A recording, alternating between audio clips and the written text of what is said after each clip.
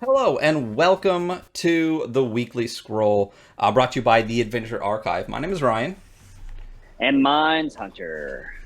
and today we are going to be going over the second part of Lancer. Not the second part, not the second half of the book. Our second look at the Lancer RPG, with a focus on mech combat. A little bit of the stream is going to switch up a little bit. Hunter and I have been talking, and I think that with books that are over like 100 pages, roughly, because Troika, roughly 100 pages ish. And there's things you're not going to sit and dig through spells and all the rest of that stuff, just the rules and stuff. We're going to focus on sections of the book as opposed to just like reading the whole book.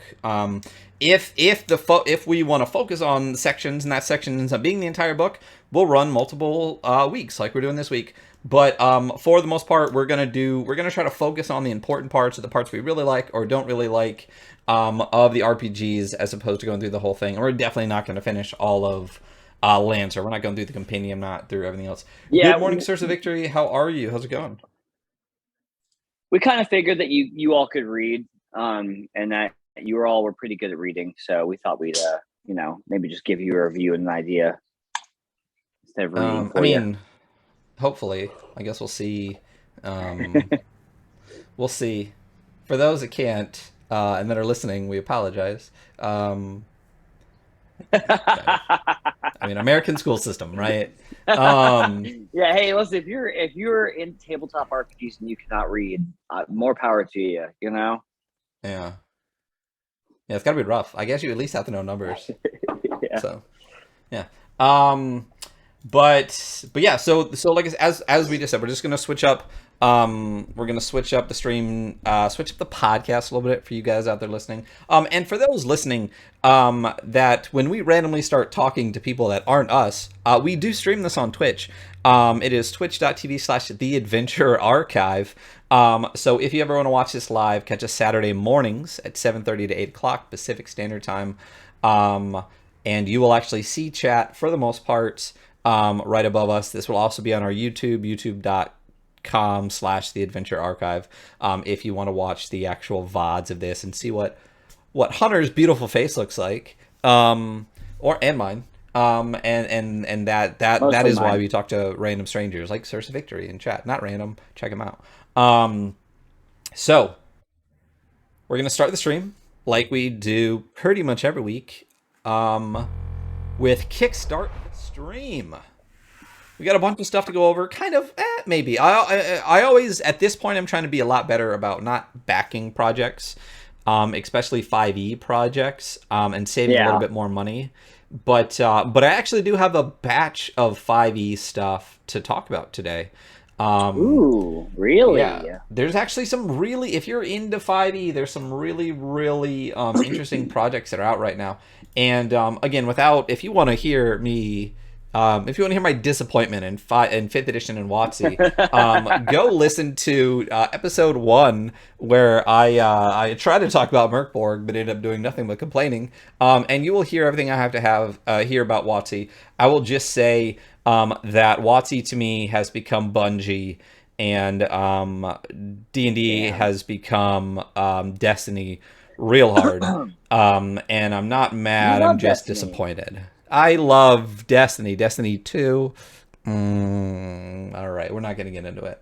But yeah, so why don't I bust through a couple of 5e things?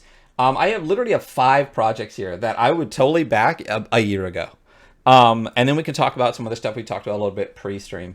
I don't need to go deep in all of them, and there's still one or two that I might back at some levels. So there's some really, really interesting settings coming out. Actually, one that I could potentially back. I don't know if you saw this one.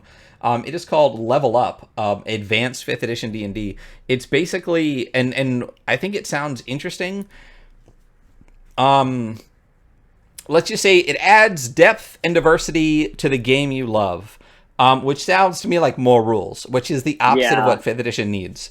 But it does sound interesting because it doesn't just add rules on top. It actually takes the 5e rules and the OSR, and you don't even need the original books to run this advanced version.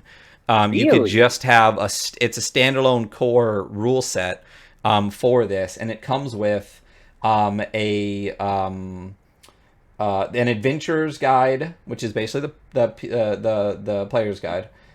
Trials and Treasure, which is magic items, exploration, journeys, and game mastery, which is literally just the DMG, and Monstrous Menagerie, which is monsters. So you could literally just have the core set of this and have like a different, interesting way to play 5th edition. And obviously, there's adventures. There's a bunch of stuff. They have a lot of big people behind the project. The books are, you can get the special edition versions of them, which are big, like leather or leatherette covers that look really, really interesting. It's faux leather, which I listen. Everyone can do their own thing. I eat and generally try to live a more plant-based lifestyle. So for me, if something is leather-backed, it's less likely that I'll back it. I would prefer faux leather or leatherette. I also think, and depending on, I guess, the products and stuff, I feel like maybe leatherette could last longer than leather. I know you have to treat it, but you don't have to treat it the same way. But I also don't know the environmental impact behind it. So I'm talking on my ass a little bit. I think at this point, like especially for stuff like this, like it doesn't really need to be leather. You know what I mean? Like it's a tabletop RPG book you're gonna use and put on your shelf. Like you don't need a real leather on it. Pleather is fine. It's gonna be fine. Yeah. Yeah. Pleather is absolutely this fine. Looks really cool. I'm gonna be honest, I did see it and I didn't look at it because I'm pretty fed up with 5th edition. I don't think I'm like angry at 5th edition. I just am looking to do other stuff. I'm not angry. Like I said, I'm just really disappointed. Cool. Yeah. I'm just disappointed. Yeah, I'm just listen, son. I'm not angry. I'm just disappointed. Yeah, exactly. I'm just much more vocal about my disappointment than some other people. Yeah, this one looks really neat. Not going to dig too deep into it. They have a massive team, a lot of writers. It looks cool. It looks some really of the things cool, that actually.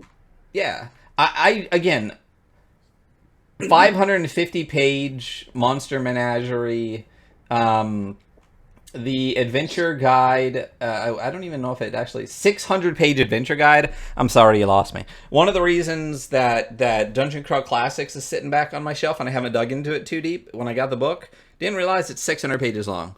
I currently, where I'm at right now, I do not want to dig into an RPG that's 600 pages long. I just don't. No. Not saying that it's bad. I just don't want to right now. Eventually, we'll definitely dig into DCC. I backed a couple projects. I'm going to get some games. I have some other things that I've bought, so we can do that. But when some of those other modules come in, maybe we'll do a DCC game and at least go over the basics. Because a lot of it's just like every RPG. You're going to have a massive spell section, a massive monster section. We don't need to go over that. But again, I got the special edition, like foil covered. Oh, it's that one right there. For those looking, it is a brown book with silver foiling all over it. Dungeon Crawl Classic. It's cool. The setting seems cool, or the system seems cool. I just don't want to dig into a 600-page book right now. It's not what I'm into. If I could find like playing card, like a game on a business card, that's about where I'm at right now. Anything more than that, like I'm like, is it necessary for like everything? I'm like, is it necessary? That's the thing is I'm sure that I would love to look through this and like. 600 pages does a little de-incentivize me though, because like I'm running my first Morg board game with my group on Monday, right? Because it's just the week of Halloween, so we're doing Halloween stuff, and it's just like, yeah, guys, like it's so quick to go through this, and it is a fun game. It operates really well, and it's not 600 pages. That's so many. Not crazy, and that's just the Adventurer's Guide, dude. Like the Monster Menagerie is 550 pages. Yeah. Trials and Treasures 330. So with some quick math, we'll call it 9. We'll say it's over 1,400 pages. It's almost 1,500 pages to read all 3 books. That's crazy. 1,500 pages, dude. Like the original core book set. Reread Dune. yeah. Great movie, by the way. I saw it the night it dropped. Oh, God, no. I'll say worth it. I haven't read the book. Oh, really? Oh, no. Well, fuck you. But just for the movie itself, it's worth it. It's definitely worth a watch. I really enjoyed it. But the core rule set isn't even 600 pages with all 3 books. I don't think it's 600 pages with all 3 books plus Xanathar or plus Mordenkainen and Tasha. Might be pushing 600 at that point. So to have a 600-page adventures guide, to me, like it is. What's the word that you just used? Where like it's like. it feels like a barrier. It feels like a barrier to Yeah, me to yeah. sit in, I don't know because why I'm the it kind of felt person good. when I play 5th edition that like I think that you should know all the rules so you know when to break them. Yes, So totally. yeah. Yeah. So to have to read 600 pages and know all of that stuff, it's a barrier to entry for me. But that's the first one I want to talk about. It's Level Up. Today is October 23rd for those out there in podcast land, and this book still has 13 days to go, so you got 2 weeks to back that one. I'll plow through some of the other ones that really I that still might back it for the PDFs. dude, that's where I'm at now is just PDFs. Okay, another really cool one is called Iron Kingdoms, Borderlands and Beyond. It is an expansion to a previous campaign setting, so that's my problem. Is if I get this, I have to get other stuff. And where I'm at right now with a lot of things is if something looks cool, but I Oh need yeah. another book to get it, I'm trying to not. That's why I didn't buy like one of the Tomb Punk books because I didn't want to buy all that. That's why I didn't Right. back Blackbirds because I didn't want to have to buy all this Zweihander. So that's where I'm at. But not going too deep into this, but the Iron Kingdoms does seem neat. It's a little bit more tech heavy than I want. I mean, if you think Iron Kingdoms, it literally like Yeah. one of the main pieces of art here is literally like a bunch of mech covered things. It looks like a giant Teenage Mutant Ninja Turtle with like some elf holding a gun and some like artificer looking goblins and stuff here. It looks really neat if you're into that. But it's definitely more. It seems much more tech, like dark tech kind of, I which don't know why is it's kind of giving me like a sleeker Warhammer. Um, it. like It's maybe it's yeah. just the imagery. I think the imagery, but it reminds me of almost like a dark Eberron. Like Okay, if yeah. Eberron was dark fantasy, that's what it hits me with a little bit. So, Oh well, you don't so, run Eberron as Dark Fantasy. I mean, okay. There's okay, dark fantasy versus like the grim dark, like blood Yeah, soaked shit yeah, that I like to run. No, I don't run Eberron at all. yeah. Um, You do. You do love Eberron, so no, I just so everyone knows, I don't like it. I don't like tech in my world, even if it's tech controlled by magic. Um, and again, we've talked about this before. It's based off a skirmish war game, which I didn't even know that it's based off a skirmish war game, which is also fun to play. A fun thing oh, that I cool. backed recently, or was the Forbidden Psalm, which is a Merkborg skirmish game. It's literally a minis Ooh. battle game based on Merkborg, and there are 2 books out now. One that is I backed on Kickstarter. And they even put out another one for Halloween called the Dead Festival, which is on Exalted Funeral, so I snagged that too. But that's something we could do at some point. Oh, Sursa Ooh, I'm said gonna it is pull it based off a out. skirmish game called War Machine. Yeah, check that out. It looks really, really neat. And you could totally do a skirmish game. It even comes with tokens and like VTT stuff, so you could totally run the skirmish game online. So that'd be fun. That sounds awesome. Actually, it sounds really, really cool. Yeah, it sounds really cool. One of the other ones that I looked at, it was called Planitia, I think it's called. It's prehistoric campaign setting.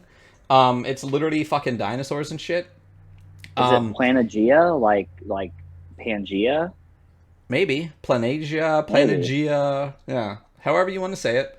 Um, it looks neat. The books look awesome. There's a special edition cover, which always gets me. DM screen, all that kind of stuff. I personally, I don't. I know that Chult exists, and that's cool. I think the fact that they're dinosaurs in the Forgotten Realms is dumb as fuck. I'll never think it's not dumb as fuck. And if anyone wants to shapeshift into a Tyrannosaurus Rex as that, like, the standard, like, broken, I searched on the internet, what's the highest damage, lowest level thing I can hit? Fucking T-Rex? No. No, you can't. No, you can't. You can't. You can't shapeshift or polymorph or anything into a T-Rex. The answer is no. Doesn't exist. But if the entire I'll let setting, them. no, Listen, it's come sit at dumb. my table. I'll let you polymorph into a There T you go. Rex. But if the whole setting is like prehistoric fantasy, sure, fuck yeah, I'll ride the fuck out of dinosaurs. We're roughly. I mean, I'm older than you. I can't remember. Remember all the shows in the 80s and 90s that were literally toys, but they made cartoons as just like G.I. Joe. Yeah, The entire cartoon was yeah, just yeah. giant It's commercials. a toy. Yeah, yeah, yeah. He-Man's the What was same the thing. one? Oh yeah, but what was the one where like people got sent back in time and rode um uh uh dinosaurs, but then strapped them with like armor and like laser beams and shit? Oh, wait, was it that they went back in time or that they went to the center of the Earth? No, I think it was a back in time thing. I don't remember what it's called. Um, I'm gonna find it real quick, but keep talking. but it's in the same realm. And this does not remind. There's no lasers in this, which is fine. But that's like if I'm gonna play like Oh, it was Dino Riders. Dino Riders. Fuck yeah! Yeah, I Like do I remember I that. would I play mean, the it's shit so out of old. Dino Riders. Yeah. Yeah, so this game is So pretty much Dino Riders, the tabletop game. no, because it's all prehistoric. So the little write up it has on it says Planagia is a primordial fantasy campaign setting for 5th edition, where a dungeon means the curse painted caves of a cannibal clan. Gone are the safe hearths of taverns and libraries, kingdoms and cathedrals. Planagia is a place of utter wildness where survival is the only law and it must be carved from the world by force of might and magic. Sounds really cool. Sounds really badass. I'm staying away from 5th edition settings. It's just not it's not where I'm at. It's not what I want to spend my money on. With 5th edition stuff, if I can't actively add it to my current game, I'm trying to avoid it. Or if it's not something where I'd be like, fuck, if I don't play this, I'm going to burst. I'm trying not to back it because here's the thing. If these all get supported, they all have websites and I'll be able to buy it in the future. Yeah, that makes pretty much. Sursa said, still based on the Iron Kingdoms, he played the System of Hordes, a faction called Legion of Everblight that I think Ryan would dig the aesthetic of. I mean, anything with the name Blight in the title is probably a Ryan type thing. So, yeah. So, and it's, again, this still looks really neat. Some of the campaign hooks are proto-gods. There are no universal gods. Gods are physical entities such as bears, trees, or waterfalls that have gathered magical powers and are tied to locations. Hounds of the Blind, Cool. having a mysterious metaphysical force, attacks and kills anyone who breaks the black taboos. No coins, wheels, or writing. Or numbers over 9. And giant empires between mortal lands and elemental waste stand the 4 empires of giants: the air, sea, stone, and fire empire. Each is powerful, corrupt, and an ever-present threat. It looks cool. It looks really badass. I'm not going to back it. If you really love dinosaurs, which I think most of the people in my age bracket grew up loving either like Legos or dinosaurs, I think you'll dig it. There's 2 more, one of which I'm still I probably will back. Raiders of the Serpent Seas is one. It's just basically 5th edition Norse fantasy from the lead designer of Dragon Age Origins and Neverwinter Nights. Ooh, That's why it looks interesting. Right? Yeah. You got me there at the end. Yeah. Yeah. Okay. So it looks really neat. The Norse stuff, I backed a Norse setting that I really, really thought was cool. It's called Sviland. And if I'm ever going to play Norse, that's the one I really want to play. It just struck me as done a really in a really cool, interesting way. But for the most part, Norse mythology just doesn't do it for me. Yeah. Oh. Yeah. I mean, to each their own. But it's just not my bag. But when I saw it was Neverwinter Nights and Dragon Age, thought it'd be interesting to bring up. Looks really neat. It's got like 27 days left, so check that out. The last one that I think looks really cool, and I might back it, and Sursa might even really like this. It's called Idol, the Endless Dungeon. This one looks really neat. Delve into the endless dungeon and free the great goddess in this weird fantasy campaign setting. It's only got 8 days left. It doesn't have a ton of backing. It's only at less than $6,000, but it met its goal already. I just think it's offering a lot of stuff at like lower prices, which is nice. So you don't get a lot of backers. So like to get the PDF of everything is like $25, which is nice. Basically, what is Edol? The world of Edol is a prison planet constructed by an ancient spacefaring culture to imprison the great goddess Pandora. To keep the goddess's agents at bay, the cube-shaped planet consists of 6 sprawling dungeons, ever changing their layout and contents, a challenge that never ends, luring delvers into the depths of the world in pursuit of treasure, glory, and a wish granted by the maiden of the dungeon herself. Literally a prison planet made up of just 6 mega dungeons. I'm totally down. And the art really reminds me a little bit of the Spire books. Have you seen Spire at all? I have not. We'll have to dig. So Spire is definitely on my list of things that we need to go over. Spire is a really, Cool. really, really beautiful, interesting take. I backed a bunch of stuff that was very like that has like a revolutionary kind of vibe to it.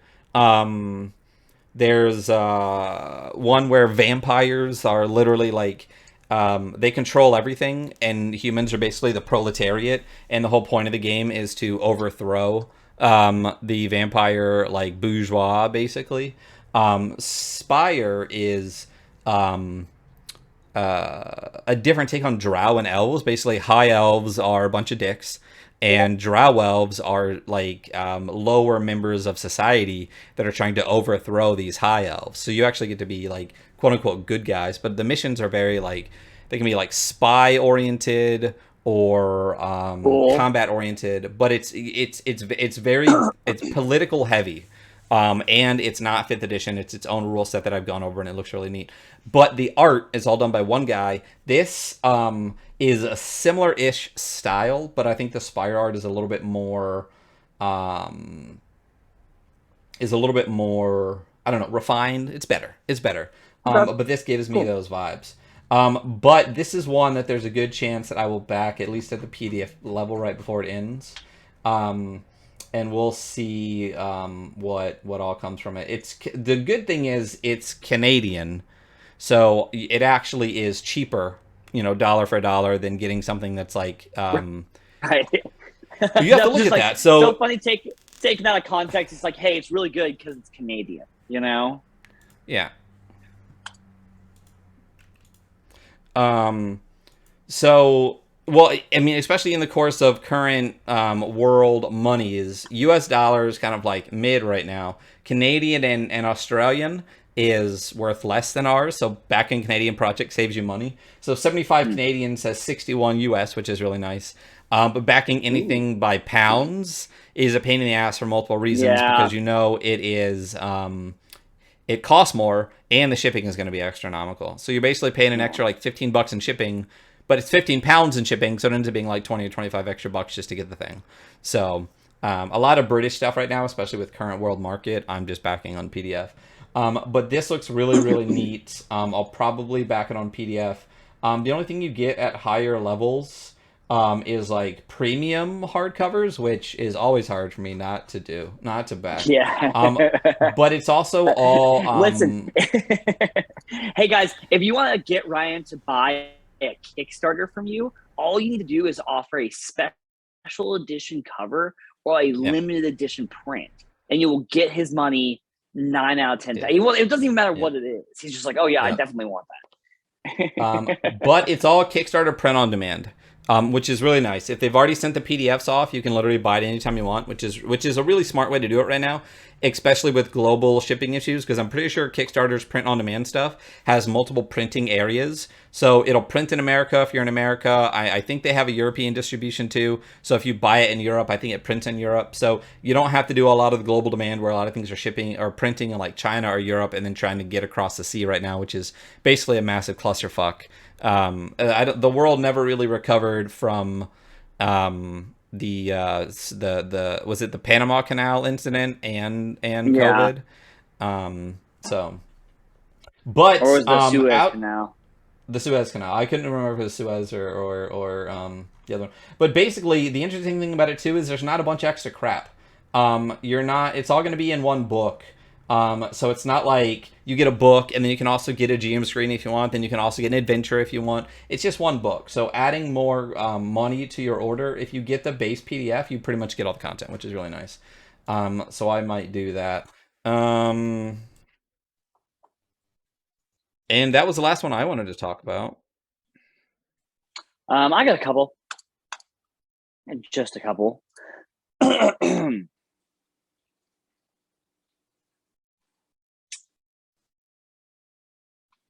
Yeah, let's do that Um, actually.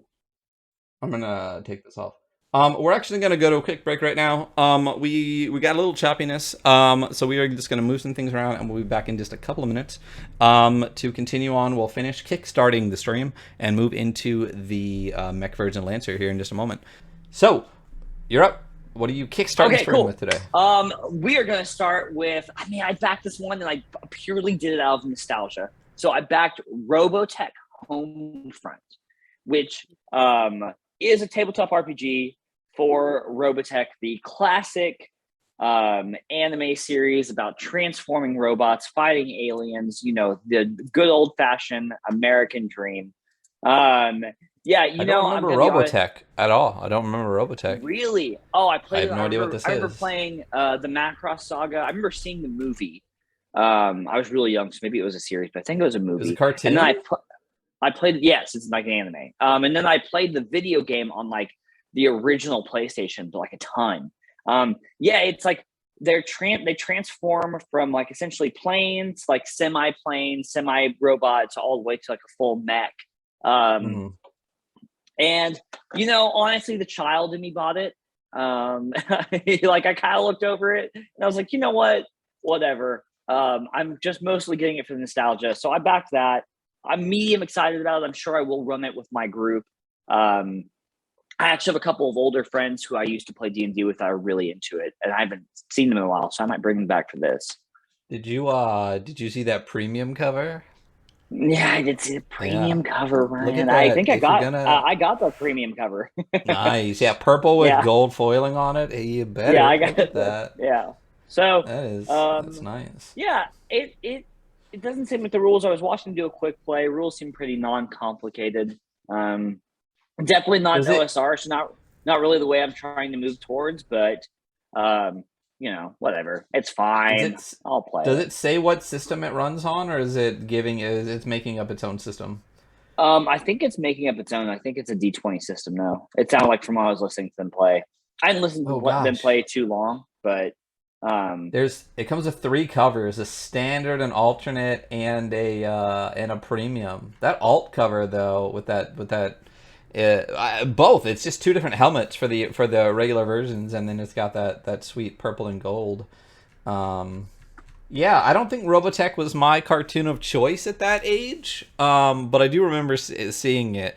That kind of like quasi anime look, especially with that like yeah. the hair.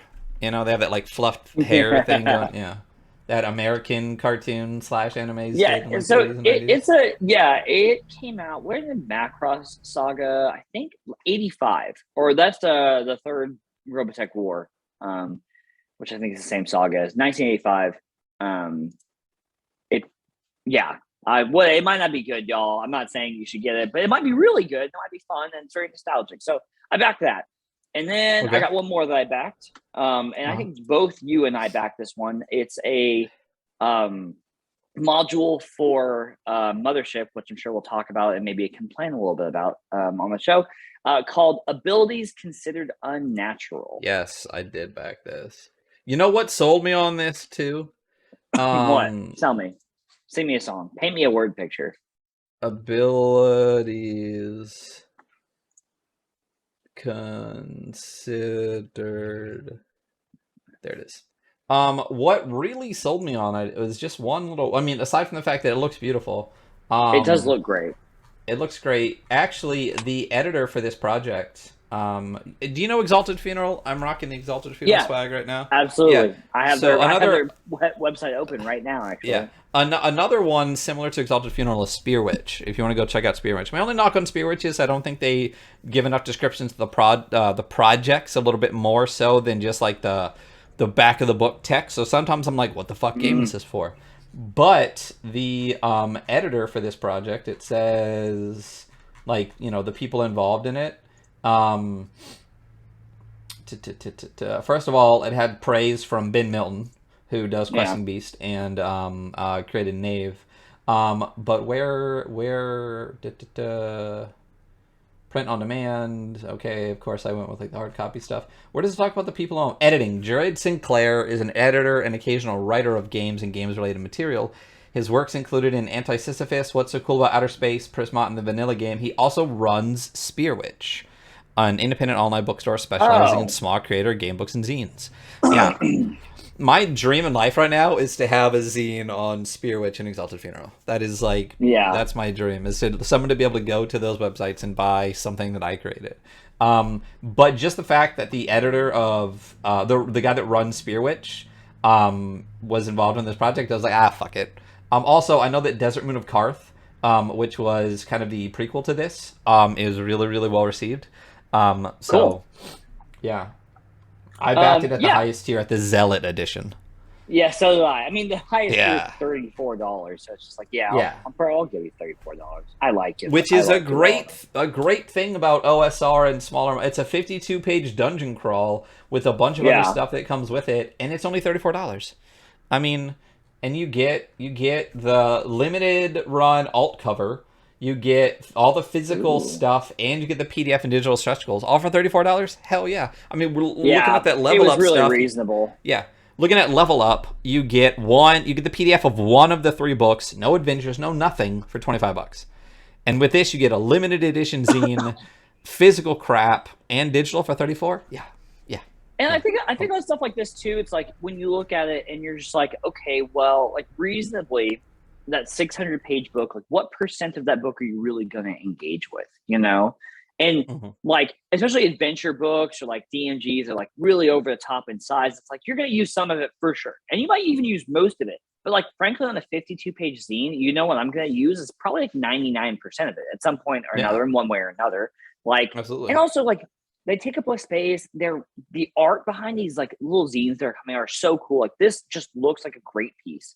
And you know, a little bit, man, like I'm gonna be honest, when I get overwhelmed when it's like so much stuff, when it's like, no man, here it's a 5-level dungeon, some NPCs, like it's a very contained adventure. It's not too much for my totally ADHD ass. Like, yeah, I was into this. I thought it was cool. So Yeah. I'm Well, stoked on the this other good one. thing about a lot of these OSR modules and smaller style books is, listen, like, I run a 5th edition game every Wednesday here on the Adventure Archive. It's Dark Kingdoms. It's an evil campaign setting. It's going to be probably the last 5th edition campaign I run for the foreseeable future, for probably years. With a lot of these smaller books, smaller game systems, and smaller adventures, I can run more different books and more different adventures. Yeah, This absolutely. 5-level dungeon can be done in like 3-4 sessions, and then I can try a different game or do a different adventure. Like I want more stuff. So the other thing is, sure, it's $34. You know how much my back is for this though? How much? $71.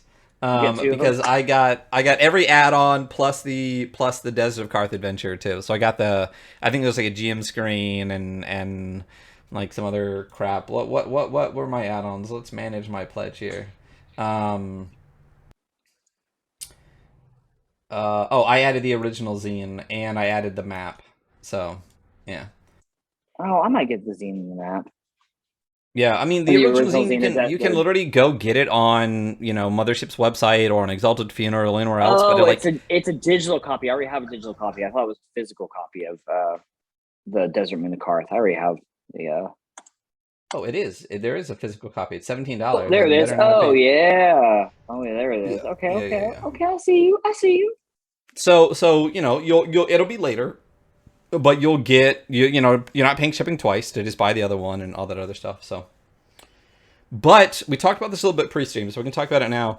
Mothership, the new Mothership is coming out beginning of November. I think it's like November 2nd or 4th or something like that. And for whatever weird reason, when did Mothership come out? When did Mothership RPG come out? I do not know. Are you looking it up? You can. You Yep, got it, bro. Mothership Go for it. RPG release date. Uh 2018. 2018. So Okay. Mothership has been out. It even won an Emmy for like best game or something in its current iteration. So the game's been out for 3 years already. 3 years. but now they're coming out with what they're calling, from what I can gather, first edition Mothership. Yeah, the So first what the fuck? edition box set. Yeah. So what is Mothership right now? Because they've already put out a bunch of videos and stuff about some alterations that they made to the system. They're moving towards like some D20 aspects, or keeping a lot of it similar, but changing a decent amount of it. So what the fuck is the first 3 years called? This is a published beta for 3 years? Like, yeah, yes. I mean, I guess, I don't know. I mean, I don't necessarily like whatever they're gonna do is fine. My thing is like just so much content has come out already for it, and it's like coming out currently. And a couple of things I've seen, like Hull Breach, which they haven't dropped yet, so we haven't talked about it, is made for that edition. But it's just like, there's so much stuff though. dude, even stuff that they have put out, like Tuesday Night Games or whatever, the people that have done it have official modules for it. And you're telling me that all of that is just beta? Like, why wouldn't this be called second edition? I don't really care. Yeah. It's just naming. But my thing is if I'm like, hey, like, do you want to run first edition or whatever? Like, what do I call the first part? Beta? Do you want to run Beta Mothership? Yeah, hey, the award-winning adventure. Yeah, the award-winning system that's been out for 3 years already, or first edition. Like, it seems a little like, why not just call it second edition? Why not just be like, boom, the first one's called 1E. 1.5, or like, I don't know. I mean, delineation. Just delineate it in some way or another. I mean, I'm curious if they're just trying to erase the original one. I have heard that they are going to make some conversion documents for Mothership, that you'll be able to take the adventures that are already written and that are still actively coming out. Because I've bought a bunch of Mothership stuff. I've backed a lot of current Mothership stuff. And I want to still be able to play it without like having to make a bunch of shit up, So the fact that they're doing conversion documents is cool, but I'm just curious what the rationale was. Again, since the original game is an award-winning game, I'm curious. I've never even cracked the book because I want to go over it on stream. We are going to do Mothership here on the Weekly Scroll probably the week that the new Kickstarter drops, and then whenever we get the new revised Mothership, we'll go over it again and compare both. And hopefully by that time we'll have run some Mothership adventures and things like that, and we'll see how it goes. But well, I'm running some with my in-person group, which unfortunately we won't be streaming because we run it out of our office. So, I'll be able to speak to it. But you'll have to tell me that. I do have some stuff that I backed, like the Drain. I don't know what adventure you're running, but it's a level 0 funnel adventure. So cool. That's a good starter. And I just backed. I think I just bought it, not backed it. I think it's just on Exalted Funeral. Wrath of God, which is a one-shot starter adventure with a bunch of like space combat. And it's actually a trilogy called the Inferno Bundle that Exalted Funeral is running right now. If you don't have any of these, it's actually a good idea. The only thing that I really don't like, since I already owned 2 of the 3, is that you get there's Forbidden Psalm, which is I see the Inferno Trilogy Bundle. Yeah, gotcha. Yeah, the Inferno Trilogy Bundle over here.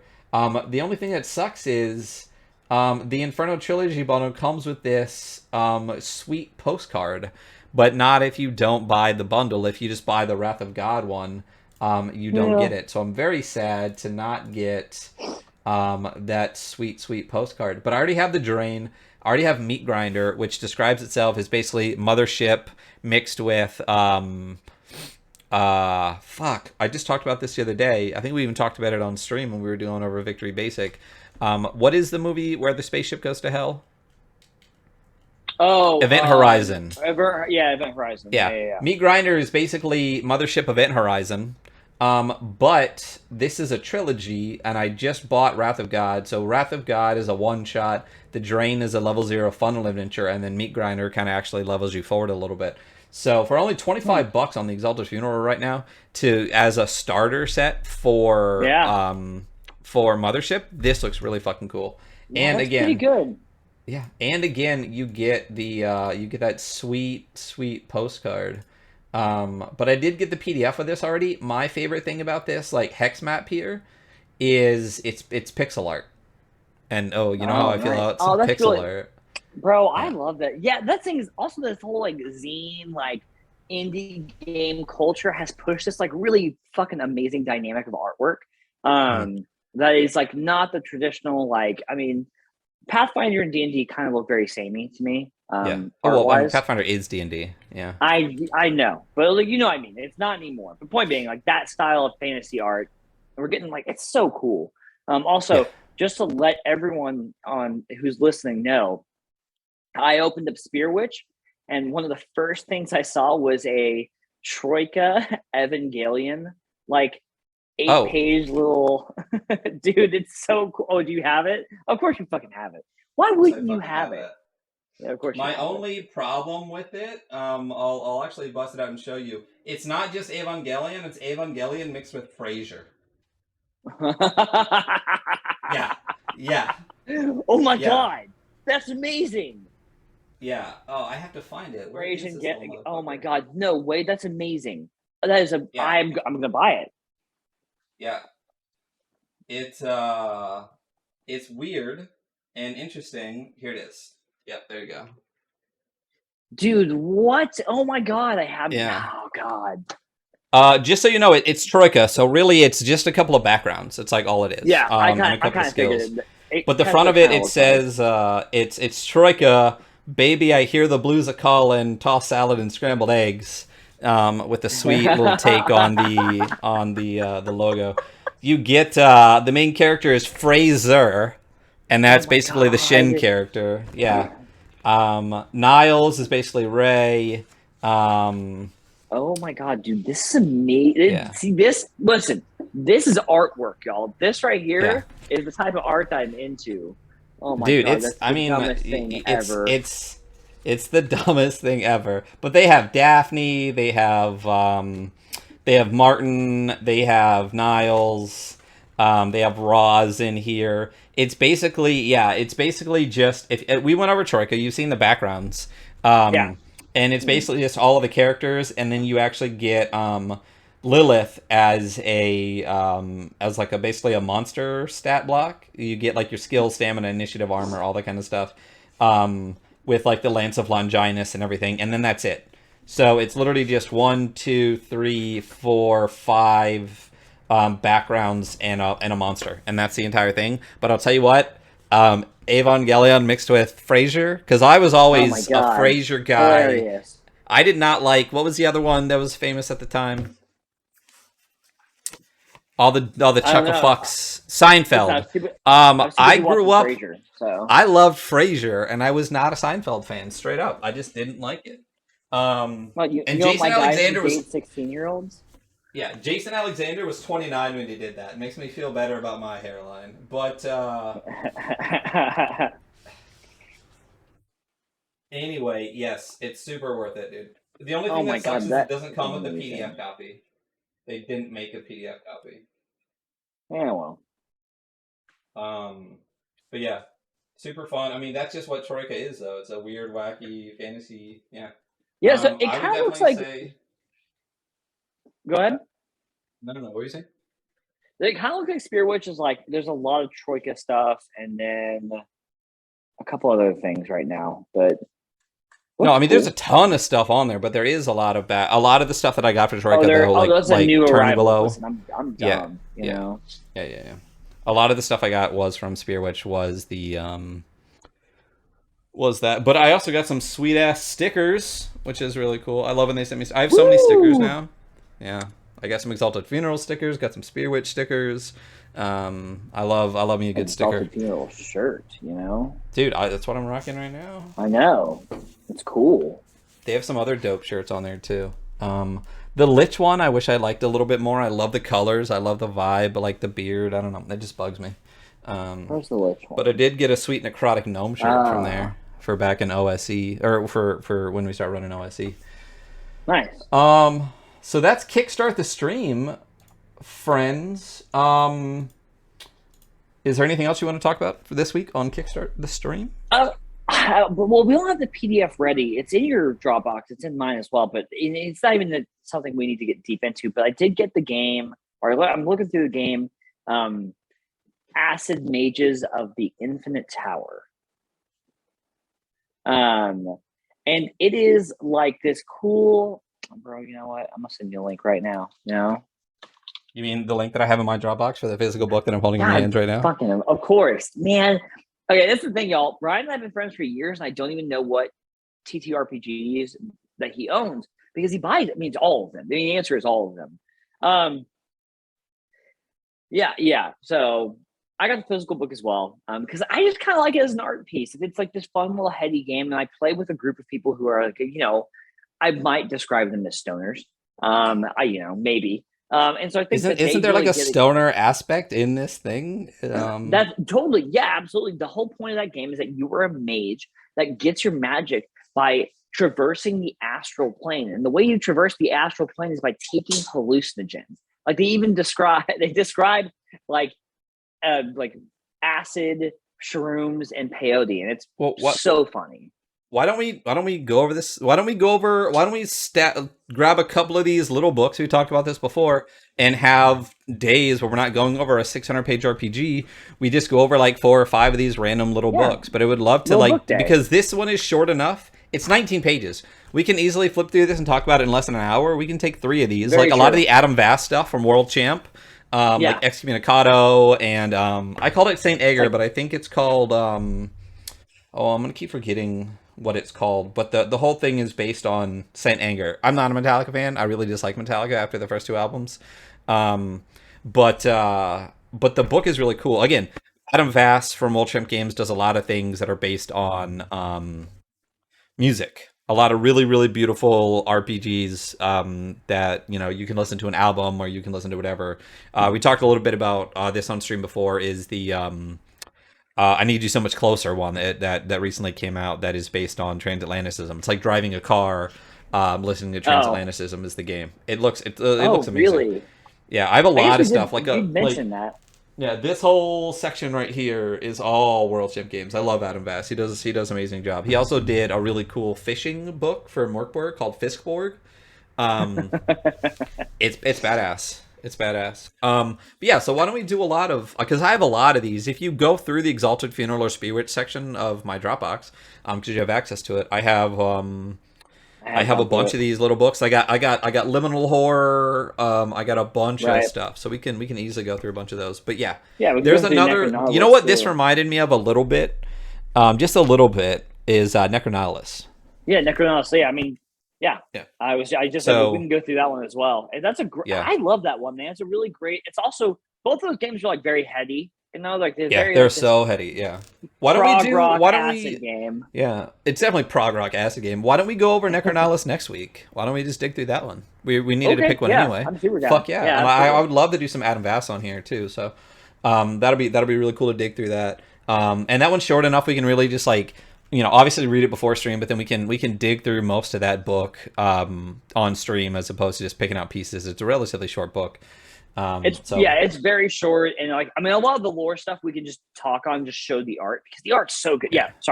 Amazing. It's all Adam Vast. Dude's badass. I really enjoy his content. So we'll talk about that. So yeah, why don't we get into? You want to get into Lancer now? What's Lancer? Yeah, we should get into Lancer. Let's go over this beautiful art one more time from section 3. For those of y'all listening in podcast land, it's just about page 56, 57 are the first 2 of the mech combat section. You know, one of the knocks I have immediately on this PDF is not hyperlinked, bro. Oh, I know. I know. And the other thing that's weird is two sections of it are. Section 2 and section section 6 or something. Like if you click on this, it'll take you to section 2. That's it. And also section 6, the only parts that actually have links that work in here. Ooh, well, that's gonna affect its score at the end there, Bob. It will. No, it absolutely will affect the score. That's the thing. As far as layout and function of the book, yeah, absolutely. Yeah. So we'll talk about that in the scoring. But yeah, so looking at what he just said, the art on these pages is Absolutely, it is the best art in the book. It is the best art in the book. When you look at, for those in podcast land, the colors are amazing. It's a lot of like pinks on a black It's background, a lot the of best blues. art in the book. Yeah, it is the best art in the book, and it's mech combat. It's one mech slicing up another Yeah. mech on one page, and on the It next also page, it's features a my favorite mech. So that floaty which one, it looks like the blue one. It's called Lich. It's the one with the black robe floating in the air. oh, that Like, looks so dope. It's not even funny. That's obviously my oh, favorite one too. Holy shit! Yeah, let's zoom oh in my on that a little god. bit. Um, and what looks really cool on this art page is it looks like there's this lich mech, but underneath it are these supposed to be pilots underneath it that are also in black robes and stuff? I maybe. Because there's pilots down like beneath, like firing upon them and stuff like that. Yeah. So it's definitely this piece of the piece prior to this is amazing, but this piece featuring that lich mech is easily by far and away the best art in the book. It looks fantastic.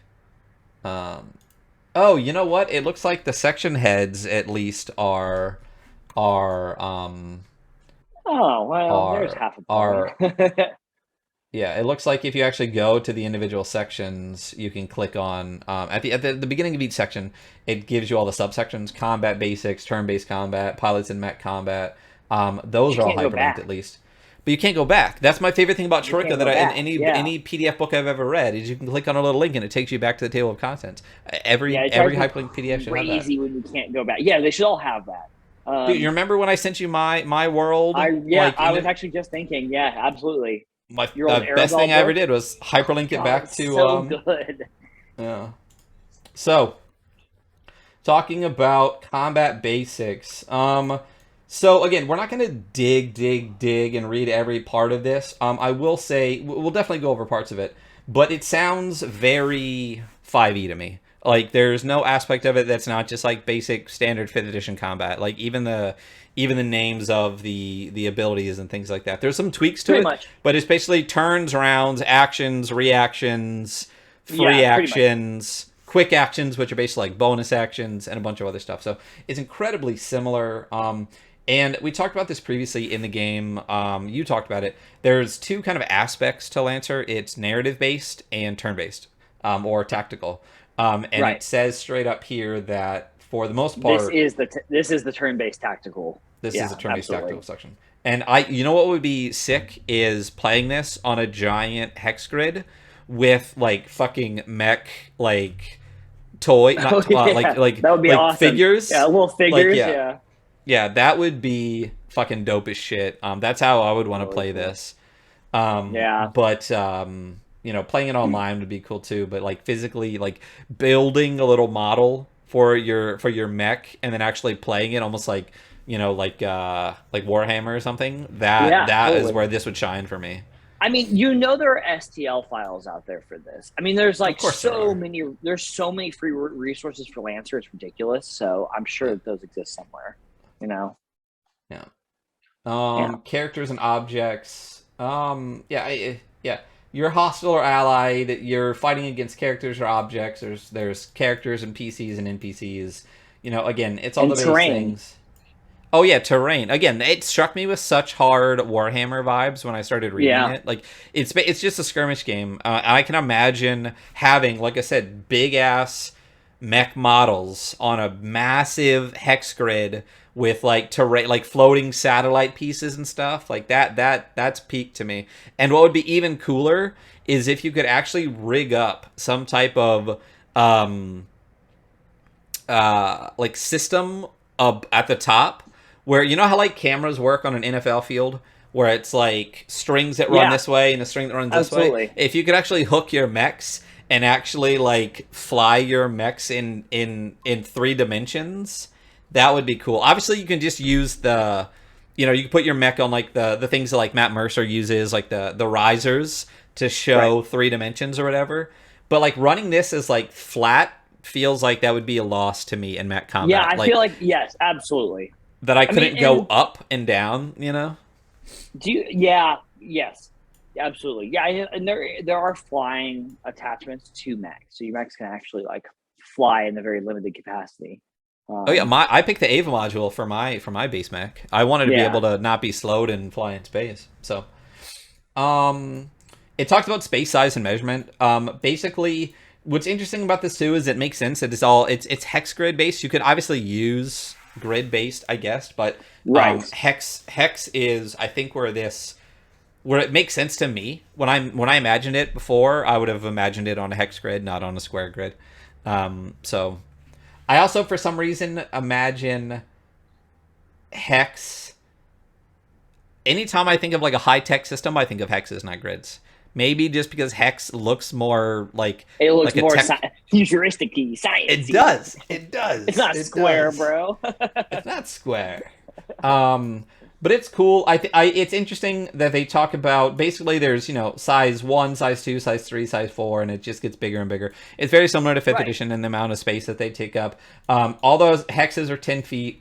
And it's not necessarily that you're taking up the space. It talks about the space that you control. So Right. you Yeah, might be, the space you have effect over, and also yeah, the sizing has to do with like very 5e as well, like grappling or grappling especially, which is a fairly big part of a few different mech builds. So being able to boost size up and down, which you can do, is a pretty important aspect of that. yeah. It also talks about the fact that mechs can be, like mechs that only take up size 1, which is 1 hex, can be taller than 10 feet tall. It's just that they only control the 10-foot square or 10-foot hex. Right. So, but pilots are it's all rounded up. So pilots are only half a size, but they still take up size 1, which is just 1 hex. Right, and there are mechs that are half the size as well. That once again, yeah, same deal. Interesting.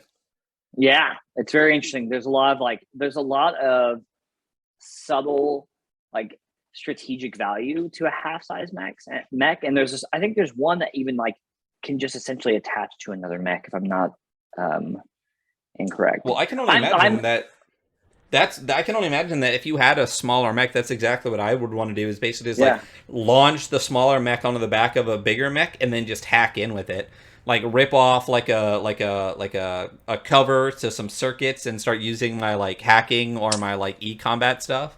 Yeah. Yeah. Not even like trying to beat it up, but literally just like open it up, find a wire, hack into that wire, and just take it over with like a small size mech.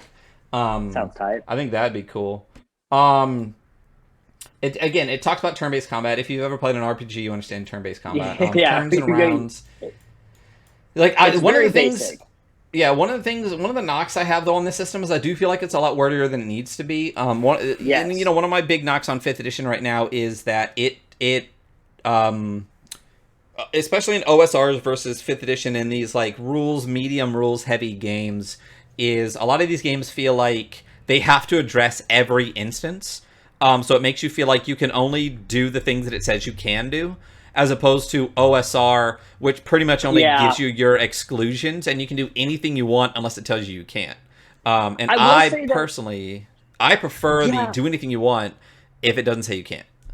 I do too, but like I feel like we're looking at that also through the lens of people who played these games for a really long time. And if you had never played a tabletop game, you could actually play Lancer. It's pretty straightforward. Like, and it does lay out rules, and it's a little bit meatier, and even the wording, like turns and rounds, you probably don't need to read all of that. But if you don't know how a tabletop game works, and this is your first one, you could learn by reading all that.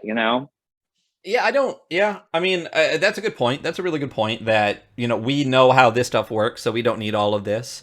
But like, you could also pick up Merkborg, having never played an RPG before, and run that. Very true. You know what I mean? Very true. You could pick up a game on a business card and run that without ever having run anything before too. So yeah, I mean, very true. There are pros and cons to both. I still feel like even if you have never run a game of turns and rounds before, you didn't need this much information on turns and rounds. It is a bit wordy. Probably not. Considering it's literally like turns and rounds is literally like basically what amounts to about a third of a page. If it's 2 columns down this, it's almost an entire column of half the page. So to just have 1 round and 1 turn. But yeah, I do like the actions and the type of actions. You get to basically, and I like their little grid that they have. So again, for those Yes. in the realm of podcasting, when you look on pages this 61. 61, it gives you this little graphic where you get one, and it goes down to the word move. So you get to do one move, and then you get to pick one, and it's either a full move or two quick moves. I do like that. I think that's really interesting. I like games that have this like this different variant versus fifth edition, where fifth Right. edition is basically like you get a move, you get an action, you get a bonus action, but only if it says you get a bonus action. You don't just have one. You blah blah blah blah blah. Right. Free action, reaction, all this other crap. Similar thing. Another game that I want to go over at some point is Shadow of the Demon Lord, where they do initiative turn. We've talked about this before, where you can have quick actions and slow actions, and it's basically like a quick action is you just doing something, and a slow action is you moving and doing something. I like the variant with that you have other Yeah, kind it of gives you a little options. freedom. Yeah, it's Yeah. funny because you have so many options, and it's still like not very overwhelming because there really aren't like, there's really not like a ton to it. It's like, yeah, you can move, and then and then you can take another quick action for just some heat called overcharge. You can overcharge your mech to go a little further, plus Yeah, ultra and even. heat is an interesting. We should definitely talk about heat a little bit. But I do like basically I like the move and I like the full action and the two quick actions. It's really interesting, especially because some mechs let you do extra stuff as quick actions or like what's basically considered like bonus actions or thing as free actions and quick actions. So there's a lot of Yeah. just in that simple system. There's a lot of variety that you can do in it, which is really really interesting. It talks about Yeah. standard move is just moving up to a character speed. Obviously, a quick action is actions that take a few moments, like quickly firing a weapon, activating a system, or moving further. And a full action is something that takes a lot longer, like barrage or something like that, which or doing repairs. It's something that would like take an entire course of action. And much like fifth edition, I think it says that it's like narratively, obviously, you have to do turn based, but in the real world of the game, it's all happening at roughly the same time, which is Right. fine. Yeah. Yeah. I Um, mean, that's every game ever. It's really hard to. It's funny because you forget that conceptually combat is such a weird because life is not a turn-based event, and you're trying to you're simulating life. So yeah. Yeah. But it also depends on if you have a system that cares to bother with that. Like for example, like Victory Basic, I don't think talks about like everything happens at the same time or whatever. It's a much more meta based system. So in Right. games that are more meta based that know that like the fact that it is a game is not something that is supposed to be hidden, kind of. Right. Yeah. You don't really need to bring it up at all. It exists. It is turn based combat because that is a game. And that is how the game has to work, versus trying to hide it a little bit into like a narrative based game, like justifying certain actions or certain way things are done as best you can. You know what I mean? But it's Okay, neat. fine, man. We'll play Victory Basic, I guess. God. Yeah. Oh, and for those that don't know, we will be playing starting November We 4th, Victory we, Basic here on we Thursday are nights. playing. Um, Yeah. Yeah, so you basically get standard moves, quick actions, full actions, free actions, which is like little things like wiping your brow and like talking shit to people. You get a reaction, which is cool. Like brace is neat and Overwatch are both neat. I like that as a reaction, you can basically you brace yourself for impact and can become resistant to different types of damage. Or Overwatch, where you're basically protecting somebody else or an object near you, which is really neat. So I do like that, and overcharging is cool. You overcharge the mech, you get some heat. And again, just imagine mech combat and imagine heat being bad for your mech. But there are ways to disperse heat that we can talk about. There was some. We'll get to it. Not yet. It just talks about movement. Basically splitting up your movement, which you actually again. If you ever play 5th edition, this is just 5th edition combat. It's literally just 5th edition combat with some it really tweaks. is. Yeah. Yeah. There's obstructions. There's involuntary movement. There's movement and reactions. There's difficult terrain. I mean, half speed on difficult terrain. You can lift stuff and drag stuff. You're slowed when you're doing things. It's all incredibly similar. Jumping, climbing, falling. I mean, Gravity's interesting. Mechs operating underwater or in 0G in space are slowed, which means I believe they're just like anything else. Their speed is just halved, right? Yeah. It has to. Unless they have propulsion or a flight system, But there are some that do have flight, or like I believe if I picked it correctly, the Ava module lets you actually just have your standard movement speed in 0G and underwater. I believe Um, so. Yes. yeah, so because we made mechs, we'll bring those up. I have a level 1 mech, you have a level 3 mech, and maybe we can level my Do. level 1 up to a 3 just to see how leveling works. We can talk about that a little Yeah, bit. absolutely. Um, And gravity, also, I'm not flight. doing screen share, so you can't even see the one I made. So we're gonna work on just yours today. There we go. All right. What else we got here? Oh, so attacks are cool because I definitely wanted to talk about critical hits. Mech Yeah, attacks use skirmish, barrage, quick tech, full tech, and improvised attack. A lot of different stuff.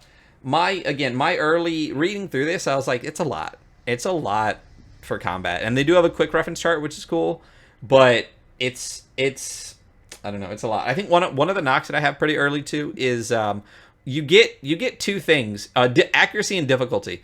But there's these symbols that you have to remember, and right. it's a plus difficulty, which Yeah, irritates me. It's not a yeah. minus. It's you get a +2 to accuracy and a +2 to difficulty, but your +2 to difficulty actually subtracts 2. Why Well, wouldn't no, they just? the difficulty symbol is a minus symbol. I Oh, know, you're but saying when like it in when they're writing? Yeah, yeah, yeah. I got you. yeah, Yeah. so for example, in the ranged attack section, it says take +1, and then it's like a hex with a minus symbol in it. Take +1 Oh, yeah, minus. You know what I mean? That yeah, seems it's yeah. unnecessary to me. That's not Why wouldn't they great. just do like Yeah, a -1 difficulty? Like because you're adding it.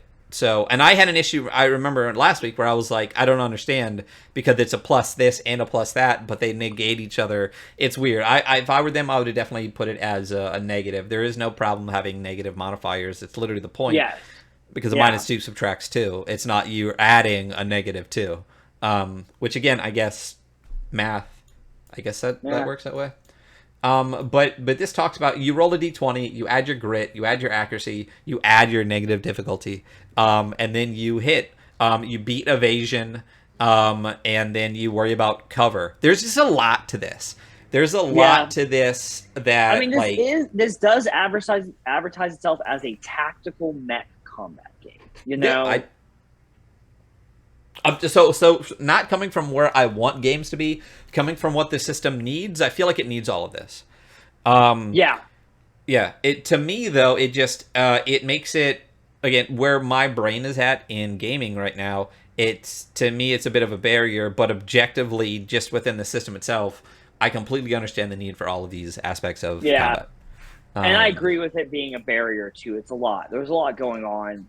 yeah, And I think, yeah, I think the dream way of running this is like, I mean, the total dream is to have 3D printed models this is yep, essentially Warhammer.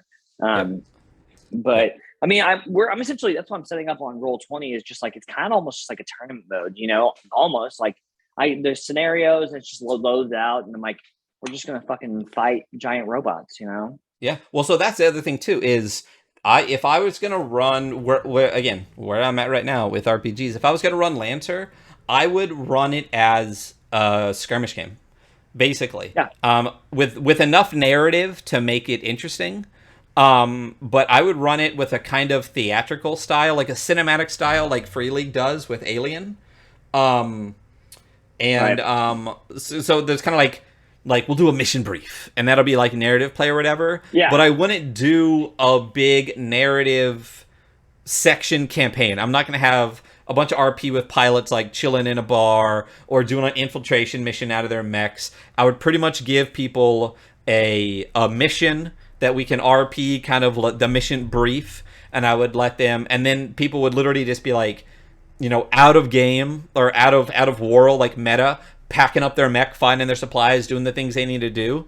And then I would just run just this. I would run the mech combat like objective section for the missions, and then just get back, and that's how I'd run it. Is basically just a little bit of RP in a skirmish game is how I'd run it. Yeah, I think I would do that. I've kind of considered maybe running like a not super long term campaign with my guys. But I do think that where this shines and where I think it'll be the most satisfying is when you get good at this tactically and you can play it as a very tactical skirmish game.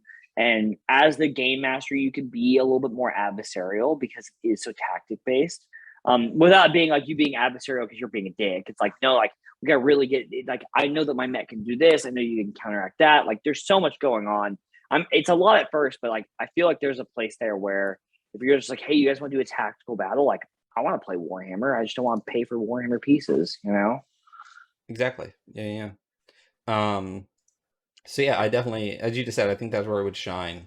And I really feel like that's where a lot of the focus of this game should be. When you look through the combat section, I mean, again, this is like a 450-page book, and Mech Combat is like 30 pages. But I mean, half the book is like equipment and lore and stuff. But I feel like, again, this is where the book shines, and I feel like there should have been, you know, it's not that there's not an emphasis on this, but even when you're reading through the beginning of the book, I wouldn't have been like, oh, like, it's cool, it's big robots. But now, you know, especially having run through the mech combat section, I definitely would just be like, oh, I don't need all this stuff on narrative play. It's cool. And if I ever want to do it, that's cool. But I definitely would have thrown a little bit more support behind the mech combat section and added a lot more stuff into there. Yeah, and I think eventually we will go over Icon. Not Icons, but Icon, which is essentially written by the same people, a fantasy RPG. And it's a little bit more dialed in than this. It's almost exactly the same, except a little better. Actually, I'm wondering what you'll think about it. So we'll go over it. It's in it hasn't been released yet. It's in like a test play format. So gotcha, interesting. But yeah, so attacks, you got melee attacks, range attacks, and tech attack. Tech attack is the only thing that's a little bit different than standard, you know, RPG stuff. The attacker chooses a target with their sensors and line of sight, then rolls 1d20 plus tech attack, plus accuracy and difficulty, and they just beat the target's E defense. So it's the same concept. It's just instead of, you know, hitting evasion. You with like a tactical knife or shooting with a gun and going against evasion, it's tech attack versus E defense. I imagine this would be if you had a similar thing to doing like a psychic attack and then actually having some type of roll against that. Speaking of that, real quick side note, again, we'll tangent this a little bit. I would love to playtest or use like skills within Constitution and not have Constitution be for everything, but there should be a physical Constitution and a mental Constitution under Constitution. Like, period. You should be able to have like a mental fortitude as a skill and a physical fortitude, because there's a much bigger difference, just Constitution across the board, between a barbarian maybe being able to shrug off, you know, a devastating blow with their physical Constitution, or stay up a little bit longer, be able to push themselves a little bit faster, like an endurance kind of thing, or a little bit harder, and a mental Constitution, which is literally like a battle of the minds, resistance of psychic damage, like all of that stuff. Like in 3.5, that's like a will save. You know, they used to have like that was I mean, it's a wisdom based thing, so I guess it's like wisdom save, but I think if they're going to add psionics into the game, there should somehow be like a psychic AC to an extent. You know what I mean? And you could really use that in under Constitution. I think they oversimplified the skills just a little bit. I could think of like 3 or 4 more that would really round it out without being overly burdensome. So I'm sorry, are you saying that 5e needs more rules? Because if so, I have some really good news for you. Oh no, just give it 2 years and we'll get an entire new rule set. I know what I'm saying. It's like, we're getting it's gonna be a whole new fucking game. They're gonna drip like a bunch of stuff into the system for 2 years and then re-release everything so you can buy it again. Anyway, if you want to hear my WotC disappointment, listen to episode 1. Critical hits. I thought this was really interesting. I actually thought this was really, really interesting, and I think you could adapt this into 5th edition. My knock on 5th edition's like just roll your damage twice thing is you could technically roll less than your first one. So the way I roll my stuff is, say you have like 1d, say you have a great act or something and it's like d12. When you roll a crit, you just get d12 plus 1 roll, because you should never be able to get less, right? I like this idea though on critical hits though. And there's precedent within the game itself on like, you know, roll something and take the higher. On a 20 on a melee or ranged attack, you get a crit. And on a critical hit, all damage dice are rolled twice, including bonus damage, and the highest result from each source of damage is used. For example, if a player got a critical hit on an attack that would normally deal 2d6 damage, instead you roll 4d6 and pick the highest two results. That is interesting to me. You could theoretically still get lower than one set, well, like what you could get max on 2. So you could theoretically roll max 12 damage. So you should, in my opinion, get higher than what you could max in one hit. But the odds, if you just play the numbers, of getting higher than the average of 2d6, which I think the average on a d6 is roughly like a 4. I think it's like 3.5 or 4. So you get between like 7 and 8 damage on an average. The average on 4d6, picking the two highest, statistically, again, I'm terrible at math, has to be higher, obviously, than but 2d6. just by nature of it, essentially having it like a form of advantage, it is going to be better. And like, yeah, it kind of gives you the chance, because I have personally have hit a crit and then rolled really poorly for damage. And you're just like, okay, well, I roll, it's cool, I guess. Like, that was okay. But yeah, having me like, no, you can roll 4 and then pick, or whatever, roll double and pick the best, will really actually make it feel like a critical hit and gives you a much higher probability of not having those moments where you're just like, yeah, I critted with a 5, you know, with 5 damage. I do really like this. I do feel like this feels unique within the realm of critical hits within similar systems, within like D20 systems. I don't know of another one that has that. How this system works, though, you know. Yeah. Because what is the other thing that they do where you roll? There is another thing if you have multiple accuracies. Yes. Like if you have like +2 accuracy, you roll both those and you pick the highest. Yeah, so it's like this whole system is kind of roll and pick the highest. Yeah, it's which is a cool precedent within the system itself to to actually have that. Yeah. I do enjoy that. I do like that there is a little bit of a difference, if that there is a tweak to it. So that's really interesting. Range and patterns. It's line, cone, blast, or burst. I wish the blast logo. Yeah, I wish the blast logo was like an X instead of a crosshair. A crosshair, but I mean, I guess the blast is supposed to like. I don't know. I'm just picking at their little graphic design sections now, but what's interesting when you actually look at that, when we go to the grid section, the blast section is interesting. How there's 2 different blasts, or no, cone. There's 2 different cones that you can do, and the one cone is quite weird. Yeah. The effects characters within a cone, X spaces long and X spaces wide at its furthest point. So the cone begins at 1 space wide. So you can make some pretty weird looking cones because the farthest space out has to be 3. So there's an or more. If you can have a 6, you know, an X spaces long is 6. And 6 spaces wide cone, you can have some really interesting shapes to hit people. It's just that the furthest section needs to be the widest section. Is it? It's kind of cool that it's open ended like that, because if you have a 6, if it's 6, like just needs to be 6 long and it needs to be 6 wide. It's like, well, then one before that could be like 4 if you really need to catch, or it could just be that line. Or it could be 1. It could be whatever. Yeah. So it's interesting. I think the way the cones work, and maybe my math is, I don't know if it's exponential, but I know when you do a 3x3 cone, it is 6 total hexes. So I'm curious if a 6x6 cone is 12 total hexes, or is it 9? We'd have to draw it out. My brain is broken already, even just thinking about that. Broken brain. But basically, and the difference between a blast and a burst is that the blast is it reaches a point and then blasts, and then a burst is around you, right? Which is cool. So you can just do a burst like around you, basically. Like, I don't know, like I imagine, I don't know if this is a thing within the game, but like opening up your heat vents or something and just going and just like hitting people that are like right on top of you that are potentially grappling you or something. That's like conceptually that. That's cool. It might be on the. There's one that's like a flamethrower user mech. I can't remember his name.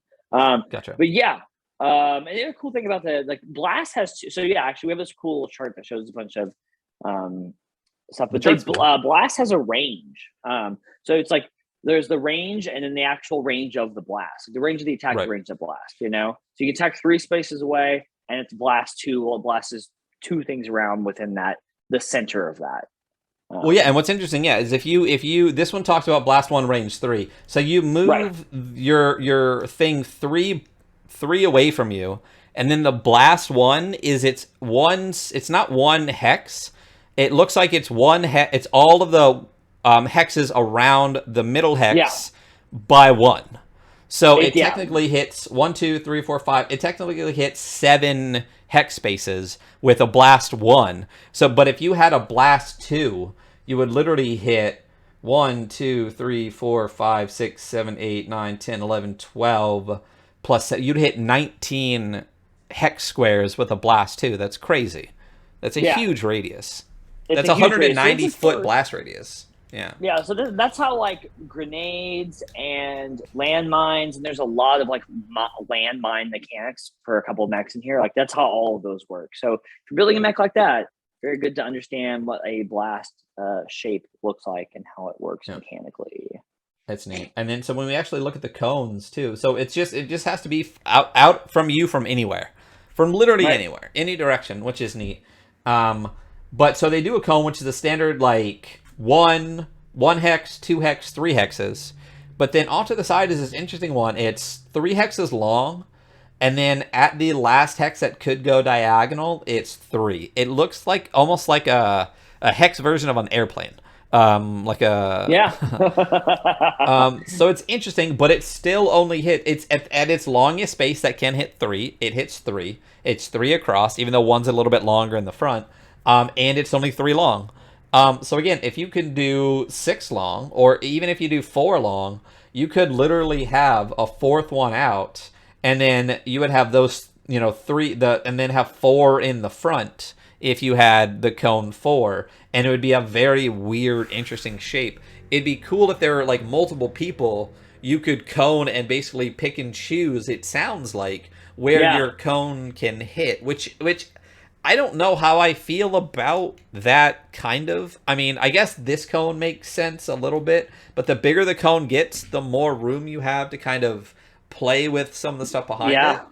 I'm curious how many times I would be like, nah, that's not a shape in space. Honestly, I've been pretty liberal with that, because it's like they're high-tech machines. They're using, like, future tech weaponry. Of course, if they have a threat space that they can manipulate within, right? So it has, if they were, I would be pretty okay with a bunch of fucking crazy tomfoolery with that. Yeah. I also think if you do 6 long and it has to be 6 wide at the top, you're using a lot of the spaces that you can hit with, right? And it doesn't even need to be 6. The other thing is, it doesn't need to be 6 wide at the top. It just has to be wider than any other point, I believe is what it said. Its widest point has to be the end. Spaces. Oh, X spaces wide at its. It has to be X spaces wide, so it has to be 6 at its widest point. So so if you have to do 6 at the end, you don't. I think maybe just, again, because I suck at math and my brain is broken. There's probably a lot fewer things that you can hit at the back. I mean, or spaces you can go. But if you can do 6 at the back, and then you could go 1, 2, 3, 4, 5, 6. You can have 1, 2, basically 1, 2, 3, 4 behind that, and then 1, 2, 3 behind that. Yeah, it'd be a weird looking cone. I have to draw on a hex to do that, and I would almost want to get, if I was playing IRL, I would almost want to have, like, red printed out, like, little hexes cover, so to just be like, let me lay out the cone, who's all on these hexes. Because what I do like some of the stuff early on, like, I do have some printed on, like, clearish see-through plastic, like 5th edition cones and lines and stuff like that are neat to be able to lay down sometimes, or like circles. It's in online, it's easy, draw a 20-foot circle, but IRL, to be able to, like, lay a green disc over everything, and if it touches you, the gas gets you, is neat. So I think on that, I would definitely need to have some type of thing. So yeah. Why don't we take another quick break, real quick? I'm gonna run to the bathroom, and then we will continue crunching along with the mech combat, and maybe we'll even dig into the lore a tiny bit if we have time towards the Cool. end, because we still have about an hour and a half. So we'll return in just a moment to continue with this. Thank you for sticking around. Bye bye.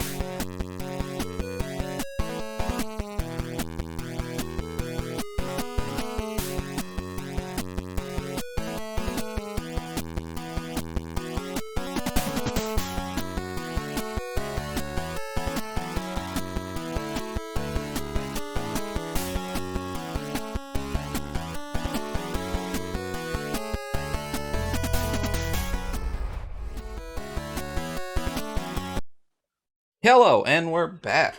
And thank you, Kitty Deers, for the follow. How are you doing this morning?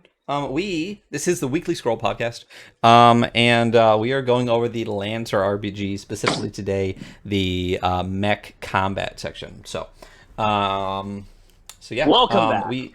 welcome, hello. I did like your idea. So we are the Weekly Scroll because we are a tabletop RPG podcast, but what was the other potential name that you had for it? Oh yeah, I had a good morning, good night because for those of you who don't know, Ryan, he's coming off of his night shift, so it's actually the end of his day, and I am just waking up because it's beginning of because I'm a normal person. Right. So I'm not So yeah, too. the We don't have to. It was just kind of it was just an I mean, idea, we're not you going know. to, but it could be like a subtitle, the Good Morning, Good Night podcast. Yeah.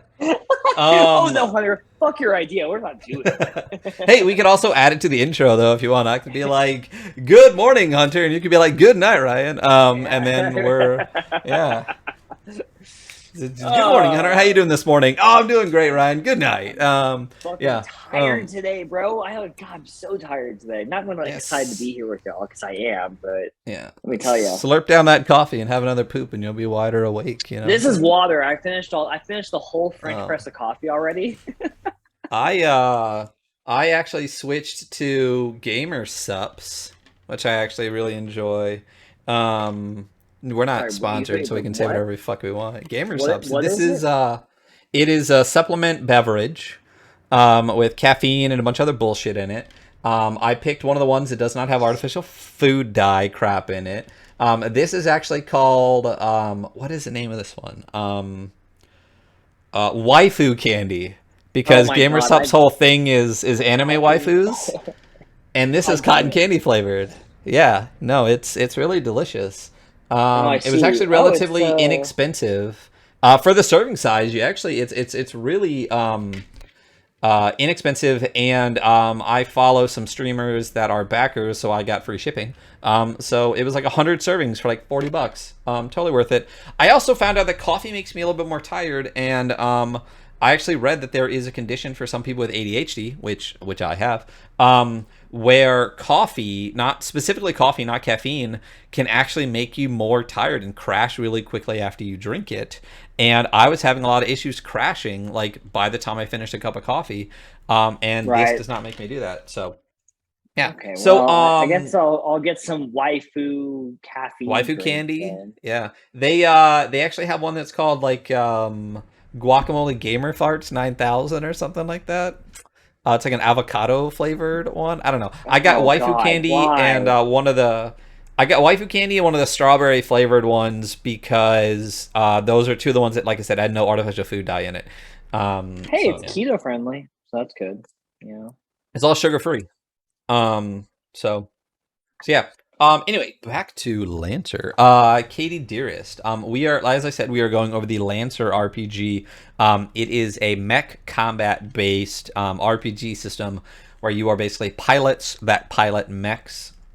And the game is run narratively outside of the mechs or turn-based inside of the mechs. And today we are talking about the Right. turn-based combat inside the mechs. So we had just recently talked about a lot of the basic rules, which are incredibly similar to 5th edition, and the spacing of your mechs, which is, these lines, cones, blasts, or bursts.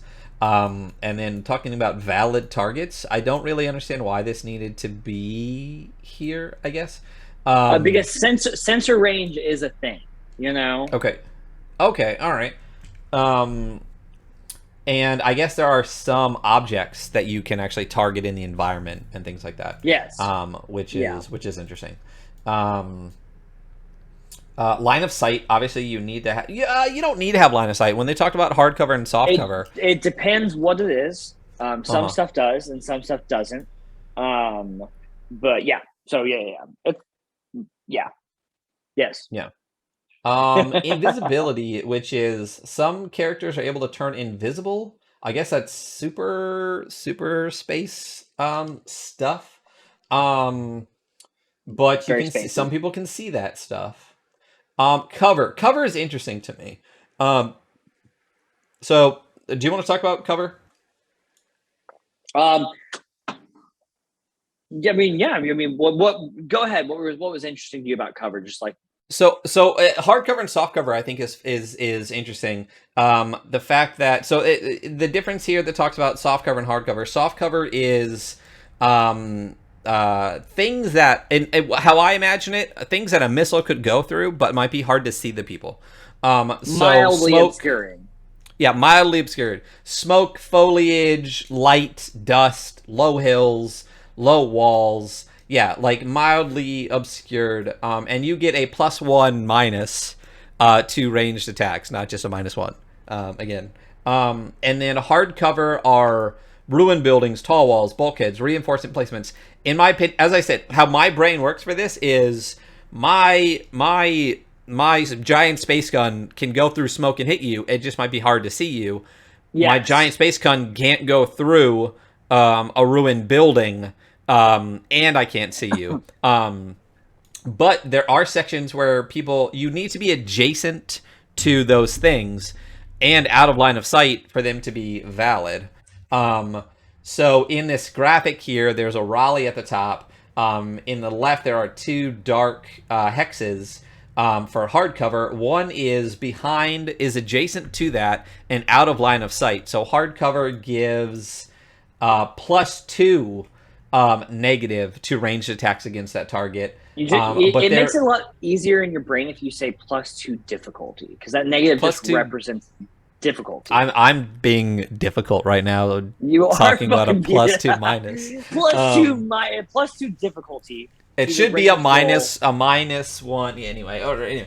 So yeah, a +2 difficulty added to the person trying to hit you. But then there is a goblin, which is just another mech that is out of line of sight of hardcover, as in it's behind the cover, but it is not adjacent to the cover. And then that just gives the person soft cover. Basically, they're not right up against the wall. They're kind of back from the wall, so I assume the Raleigh can see them a bit, so they get soft cover. And then there is another mech behind, adjacent to a green hex, which is soft cover, so they just get that -1, or the +1 difficulty to hit that, which, again, I enjoy this. I think this is a well-done... I think this seems very clean for how difficult it could have been made. Yes. And they did a good job, in my opinion, of this hardcover, softcover adjacent thing. I enjoyed reading this because, to me, it all made sense. It makes a lot of sense. It's very easy to learn, and it's such a big part of the combat because this is a tactical shooter game, essentially. Like, unless you're like me and you build the IPS in Nelson and you're like, I'm going to rush in and die. Like, you are going to be shooting at people, so cover really matters. And placement of your character, like trying to flank around your enemy's cover. It's like, there's a lot of fun tactical stuff that, while the rules are kind of 5e-ish, it's like, I feel like you don't get to enjoy. 5e is not very tactical. It doesn't promote a very tactical style of play, but this is like, no, you can't just run in because you're going to get shot and they're behind cover. So, Yeah. I do... And I do like that about this. I think that this, to me, again, having read the book, this shines in the tactical combat aspect. I don't like this. I don't like this entire section here where it talks about kind of how to do cover when you're not on a hex map. Just use one. I can't, I read it, and then it talks about, drawing a line, and you're in front of the line and behind the line. It just doesn't make sense to me. I'd have to read it multiple times, and even reading it, I was like, nah, just use a hex. This is dumb. I mean, I guess for the... I guess for the people that don't want to. Why wouldn't you use it? Why would you not? It's literally the whole point. Yeah. But also, the flanking you can use a aspect. Square grid. Yeah, but I'm saying this is just if there's no... I guess if there's no hex at all, which just fucking use one. It talks about flanking, though, which I kind of didn't understand. Because it doesn't really talk... It talks about it in variation of this map. Do you understand the flanking? We're going to have to go back through it because I haven't read it in a little bit, so... where is...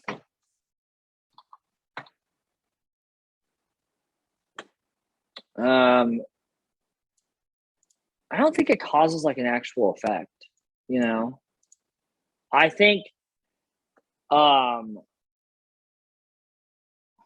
is there any other mention of it in the book?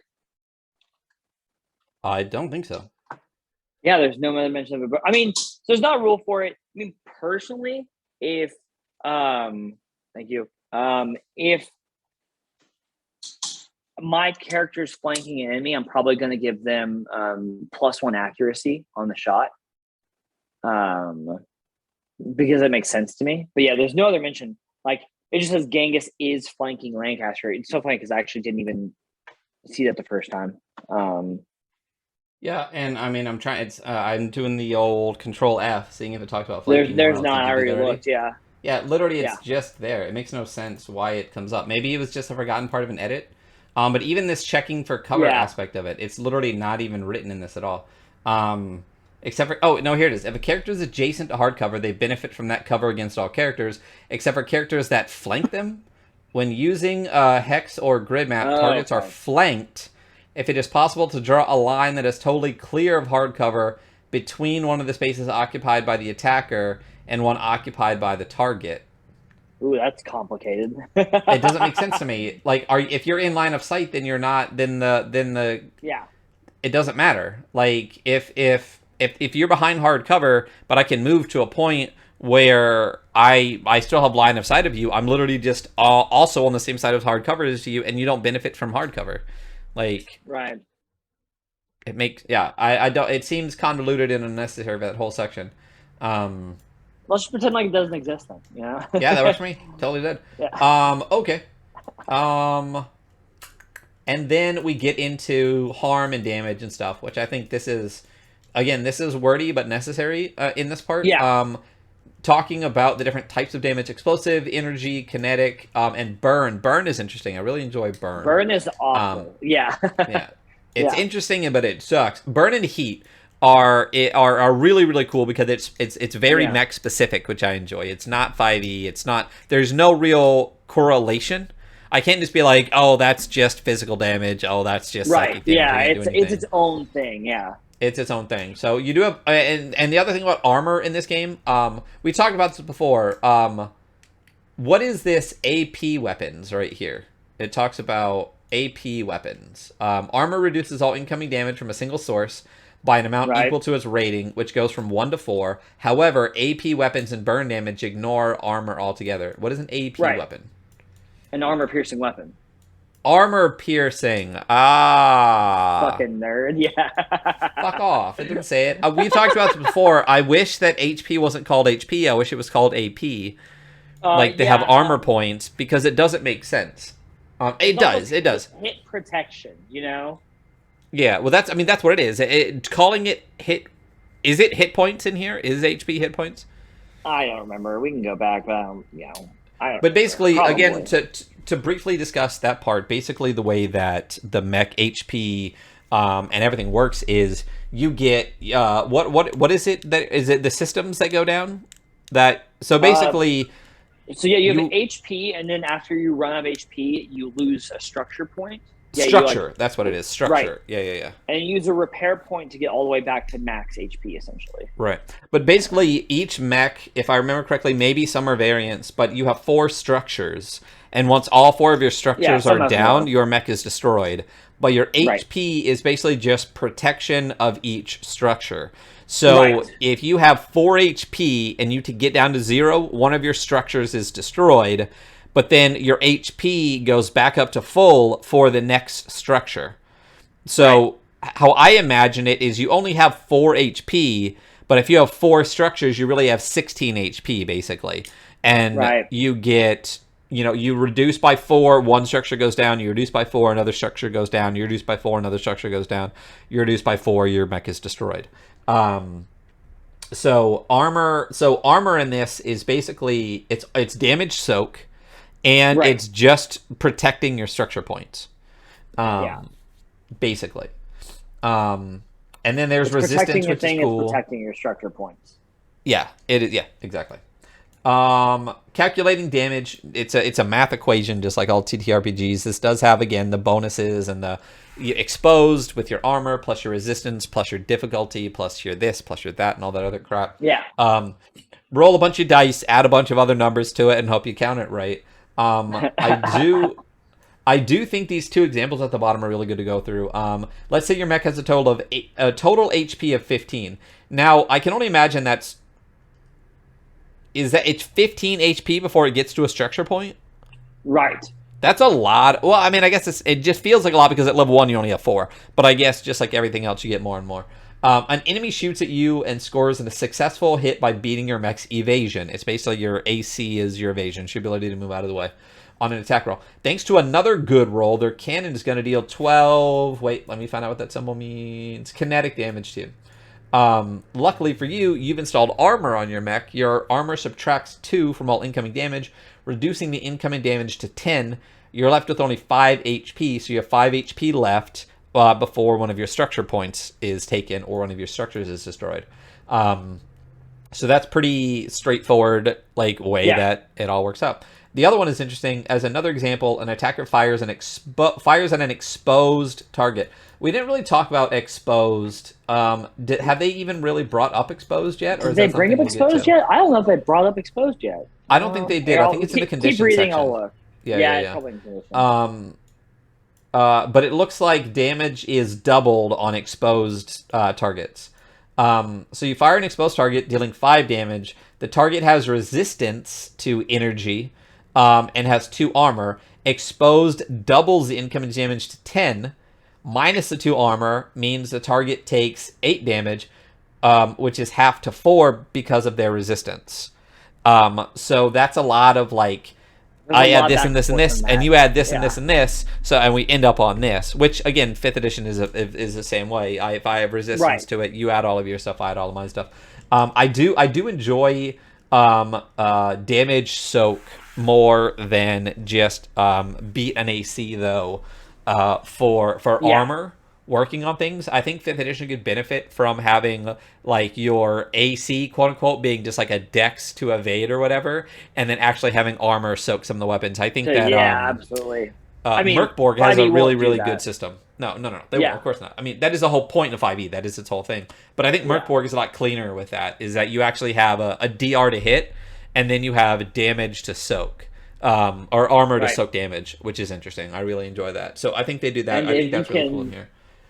And you can critically lose armor quality in Morkborg, which is great. Yeah, if you have like tier 3 armor and you get critted on, it reduces your armor by 1 unless you use an omen. Yeah. And takes you down to like tier 2, so your armor gets worse, which is really cool. Burn. So you know more about burn than I do, so why don't you talk about burn? So it is a unique type of damage, and that it's damage over time. So every round you'll take like it's X burn. I think they have an example on here. Yeah, so sources marked. Let's see. Burn from additional sources at no, that's not the section. Point being, you'll take burn damage, right? You'll take 2 burn, and like every progressive round you'll take 2 burn unless you pass an engineering check. But they're very easy to fail, and it's a very annoying damage type that's very hard to get rid of because it's the only way to get rid of it. It's also the only persistent damage in the game, I believe. So just kind of a big headache. And it says that burn comes from, it represents flames, searing plasma, acid, or anything insidious like nanites or something like that are continuously attacking your system. I imagine, like literally your mech is on fire because it got hit by something. Yeah, you have burning plasma on your mech. Yeah, and you have to literally pass these engineering checks basically to put out the flames, and if you can't put out the flames, it's just gonna keep burning and keep burning and keep burning. I think it'd be really cool if you had like an R2 unit on your mech. That's what I kind of imagine. But I think there's a module too where you can actually add like a secondary pilot or compartment on it too. If I remember correctly, when I was building my Everest. I mean, there very well might be. Yeah. So for the engineering check, you take the burn damage like off the bat, and then you make the engineering check, and if you fail, you're fucking on fire until every round. I think you get a chance to make another engineering check to put yourself not on fire. So it's like, using your mech to like wipe off the burning plasma, or internal engines to just like destroy the nanites to attacking. I think there's a lot of burn's a cool name for it, but I feel like there is something. I mean, it's burn, it's poison, it is like, it's all of those things. I don't know. I really like burn. I think burn, it makes a lot of sense because poison, I guess poison, but I imagine more like acid. Acid burns, but fire you know burns, what I mean? Like not burns. necessarily poison, but like that's the mechanic of it. Like Yeah. it could be from any source that you could conceive of. Yeah. Yeah, yeah, yeah, Right, yeah, right, yeah, right. yeah, yeah, yeah. I Right, right, also right. like that it stacks. This is one of the things that actually does stack in the game. A lot of the game does not stack. You just take like the highest I total. forgot about But that. burn Yeah. stacks. If you have 4 burn and you get hit by 2 more burn, you don't have 6 burn. That's Yeah. what stacking means. You add things together. That's gross. Yeah, I So forgot it stacked. yeah, I enjoy that. You could Gross. like, I would definitely build a mech that's just all burn damage, just trying to throw as much like on everyone as I can, just like burning plasma, like cloud of like nanobots, like, and just be like mowing people down, just trying to have them make these checks every time. Um, that would be a cool build. Heat is also really interesting. I think I have to play the game a lot more to really understand heat a lot better. But heat is a special type of harm that doesn't count as damage, and it ignores Right. armor, although it can be affected by resistance. You can be heat resistant. It just represents damage to a mech's internal systems and Right. reactor.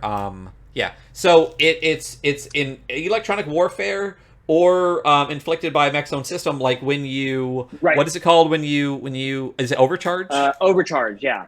Yeah. So you can take an extra quick action on any of your turns if you decide to overcharge and add heat.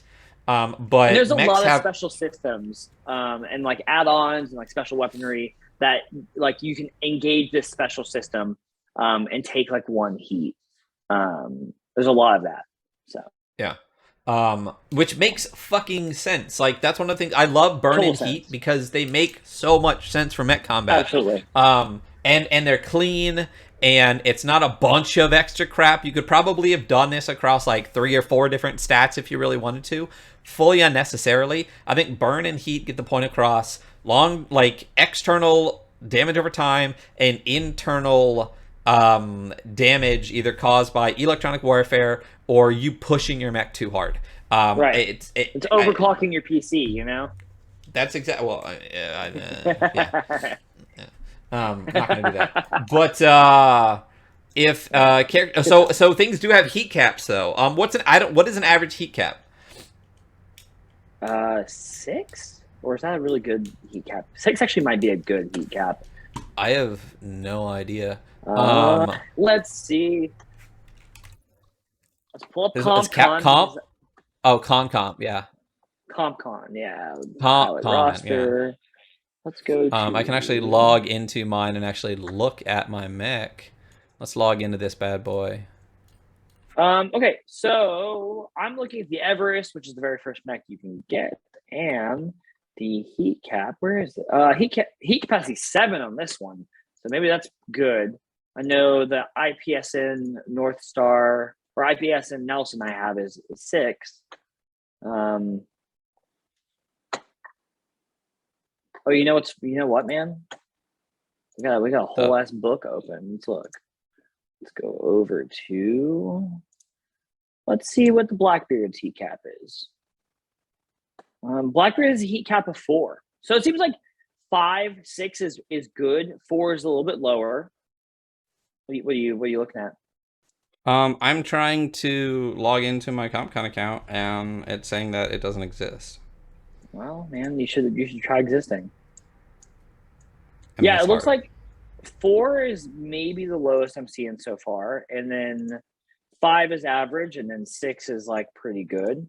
Ooh, here's 8. That's Here's what a I've 10 heat that's cap. Here's that's what I've been 7. told. Yeah. You know So what I'm saying? yeah. So yeah, 5, 6 is average. 4 is on the lower end, and Harrison Armory specifically has a couple that have much higher. Actually, all of Harrison Armory has higher heat caps. They're 8 to 10. Interesting. Very interesting. So high heat cap is 10. So that seems like you can take a lot of internal That's the damage. highest. Yeah, and you can push. So that gives you. I mean, if you don't get any other issues related to Oh, that's so funny. It's on the Genghis, which is a burn and heat, like using mech.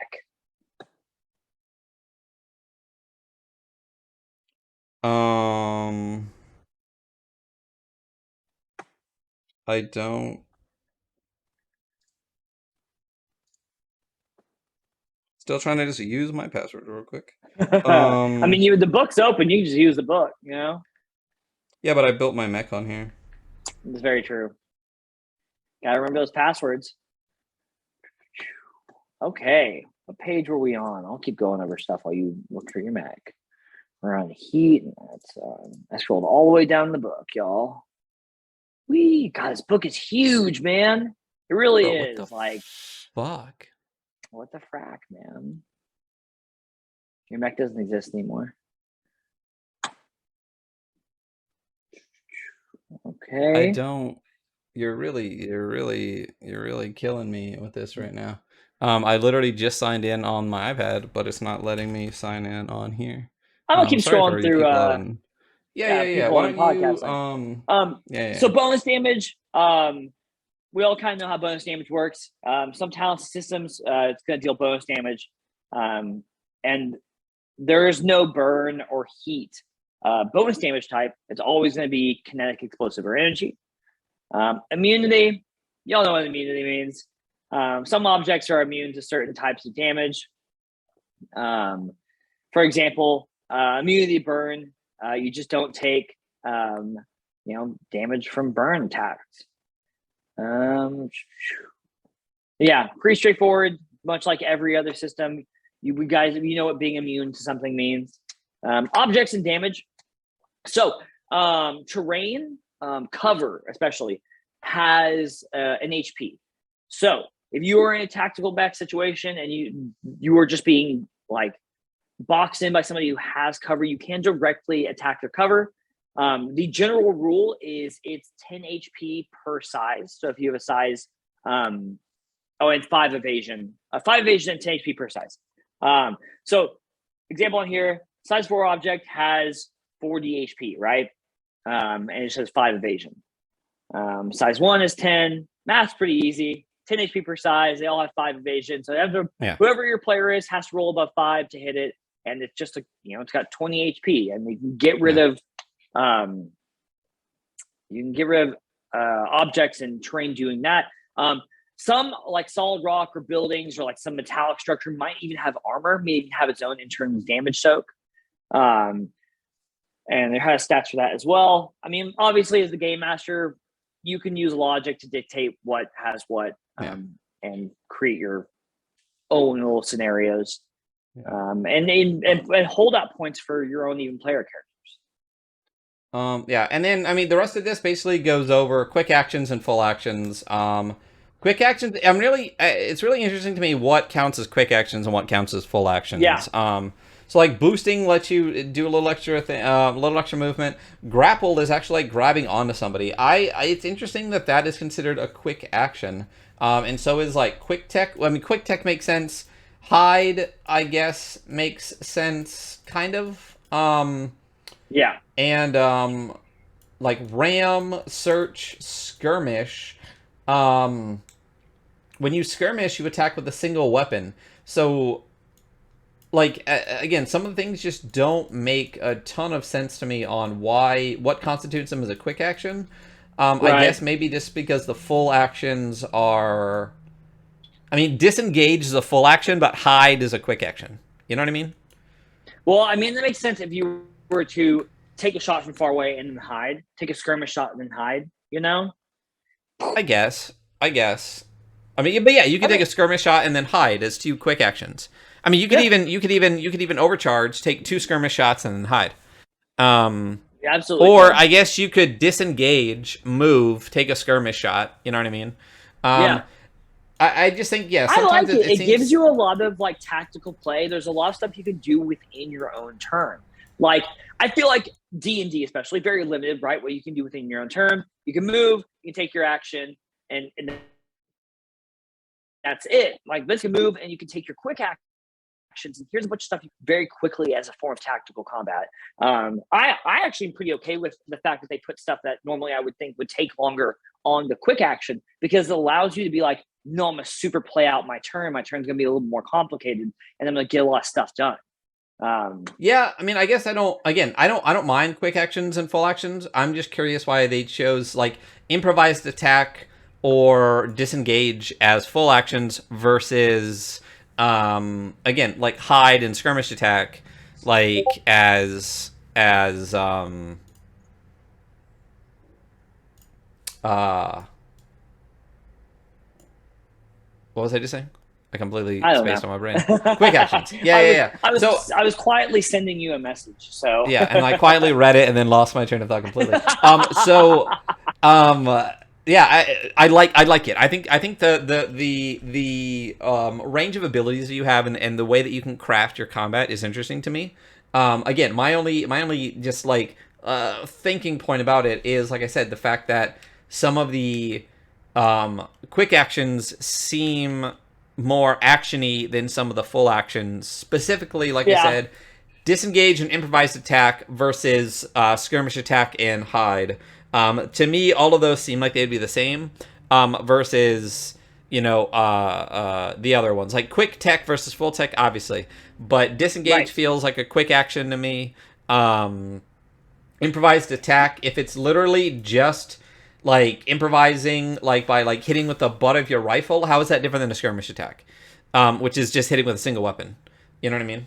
Yeah, I Um, mean, I think that's a really good point, and that might just be a hole in the logic of the rules. But I feel like for disengage, especially, and maybe for improvised attack, because if you're the game master, like describing that, like an improvised attack, like picking up a piece of terrain, ripping it out of the ground, and hitting somebody with it, I could see that taking way longer than just like easily firing off a shot from your gun because that's prepped. You have that ready. yeah, If I'm I can ripping see something out that. of the ground and hitting you, yeah. So maybe the way you describe it makes difference. But I do see your kind of point with that. That those do kind of seem like they could be, you know, a quicker action. Yeah. And maybe you make the call during the game. It's like, normally this would be a full action, but given the situation, this can be a quick action. You know, Yeah, I see. I like that. See, I like that being. If someone did an improvised attack where they literally just like pop somebody with the butt of their gun, it's already in their hand. I'd be like, that's a quick action. yeah, You can still take another one. Like that. That I makes would a lot more sense agree. to me. Yeah, Yeah, that makes a lot more sense to me. Um, other actions: activate, boot up. Oh, boot up is interesting because you can shut down you can shut as a down. Yeah. way to like, can't you like disperse heat and a bunch of stuff by shutting down? I think so, and I also think there's some like options when you're being like tech attacked, when you're being hacked. Essentially, I think shutdown might give you some options as well. Yeah. Um, So yeah, here's shutdown is a quick action. When you shut down, your mech powers down completely and enters a rest state. It's always risky to do in the field, but sometimes necessary to prevent a catastrophic systems overload or an NHP cascading. You can shut down your mech as a quick action. Your mech takes a shutdown status with these effects. All heat is cleared. Your exposed is cleared. Cascading NHP is returned to a normal state. Any status or conditions affecting the mech caused by tech actions, such as lock on, immediately end. The mech gains immunity to all tech actions and attacks, including from any allied characters, and your mech is stunned indefinitely. Nothing can prevent this condition, and it remains until the mech ceases to be shut down. But you can boot up as it takes a full action to boot up. So you can right. do a bunch of stuff and then overheat. Well, I would blast off Yeah, everything I I know. got and then Totally. overcharge to get that one Right. extra heat to shut To down. shut down and just And clear then on my heat. next turn, you can just take your action to boot up, and then use your movement.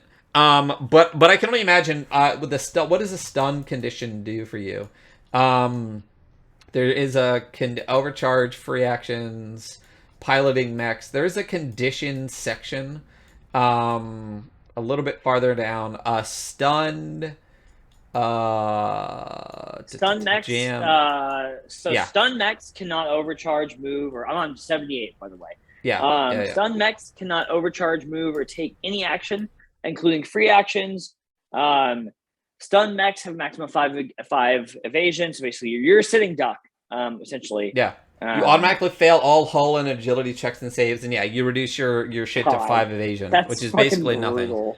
Yeah. So I mean, if you have people in front of you, you're behind hard cover, and you're really fucked for heat, I can imagine this being like a fuck it, this is what I got to do scenario. Yeah, Um, or your and NHP all is you have to do cascading is and trying to yeah, kill you. You know. yeah, and all you have to do is survive one round to disperse all that heat and change all tech actions, all everything.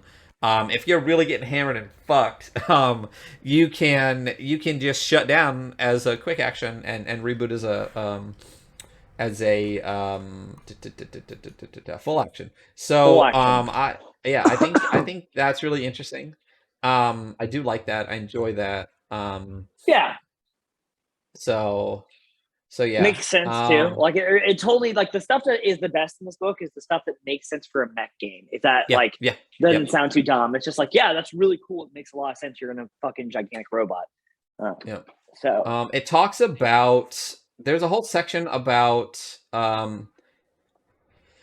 Well, we talked about overcharging. You can overcharge and take one heat. Oh, the first time you overcharge, you take one heat. The second time you overcharge, you take 1d3 one heat. d The third time, three. yeah.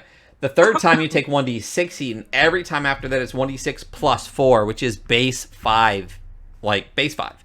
Like, every time you overcharge after that. So, that's when something like Shutdown is going to come into play if you're really, really trying to, if you're really, really trying to use up a lot of your heat or use a lot of systems that require a lot of heat besides overcharging, Yeah. you end up using up a lot of that. But if you have 10 heat, and there's other ways that you can disperse heat besides just shutting down, Right. that's an interesting way that you can go about and do it. It talks Yeah, about it's reactions and kind of free like actions. when you build your mech, you really need to consider like okay, like because there are some optional systems you can take for a lot of mechs. It's like cool, I can do this, but it's going to build heat. Okay, well, I only have 6 heat, and if I use this to build one, then I'm going to take that one heat back. The next time I take 1d3, which if you only have 6, you're going to get up to you potentially going to get halfway full of heat immediately by doing whatever that system is, and then maybe an overcharge to save your ass in a certain situation. Right. So the tactical nature is also in like how you build your mech, you know? Yep.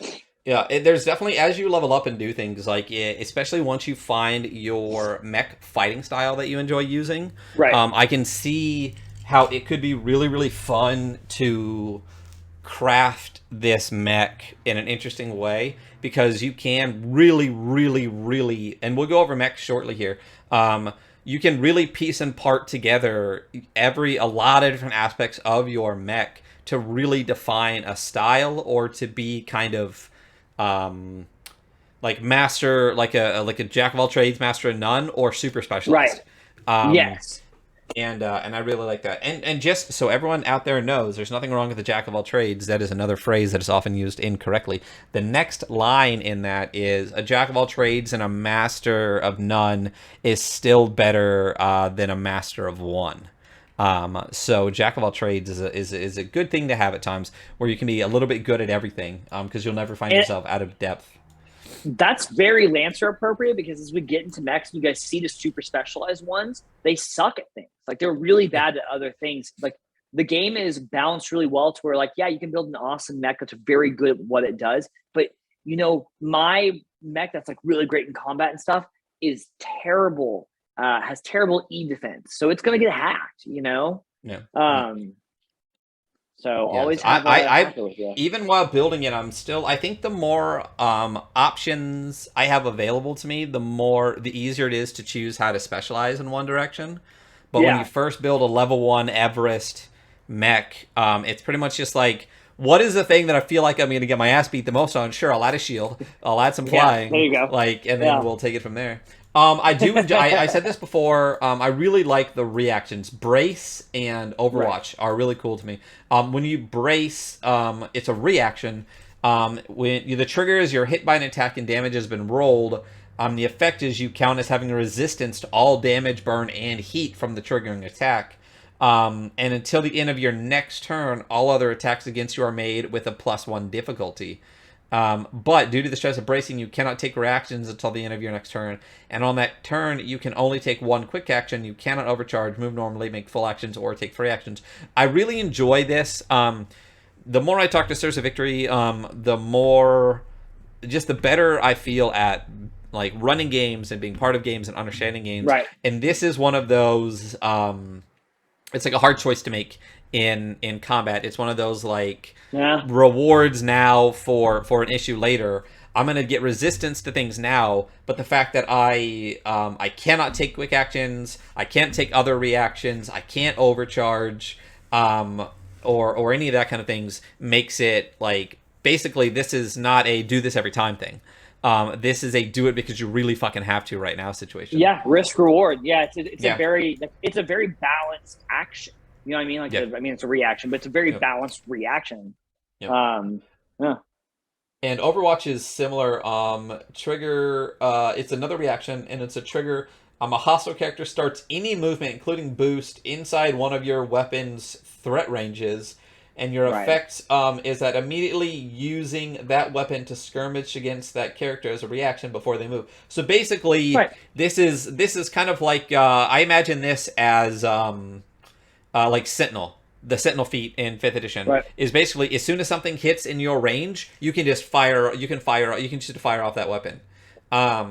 Which I feel like this is going to be the most used reaction. It doesn't feel like there's a lot of like there. It seems like there's no risk for this. There's no problem with it. You're using ammo, so right. So you're gonna have to reload faster. Yeah. Okay. So I think that is the downside to this. Is like, yeah, definitely you can do this, but like if your gun has a few rounds before you have to reload, you have to take the reload. I think might be a quick action. But point being, like, yeah, I think there's not a lot of downside to it, but I'm okay with that. And it makes sense for a game with guns, like you would be if something ran across your field of vision. As you're in combat, you're gonna shoot at it. Yeah. Oh, yeah. I mean, especially if you see, and if you're engaged with somebody else and something pops across into your thing, you can just quick fire shut off, which is neat. I don't really think we need to go over too much of the pilots and mech combat. It's basically like if your pilot gets out of their mech.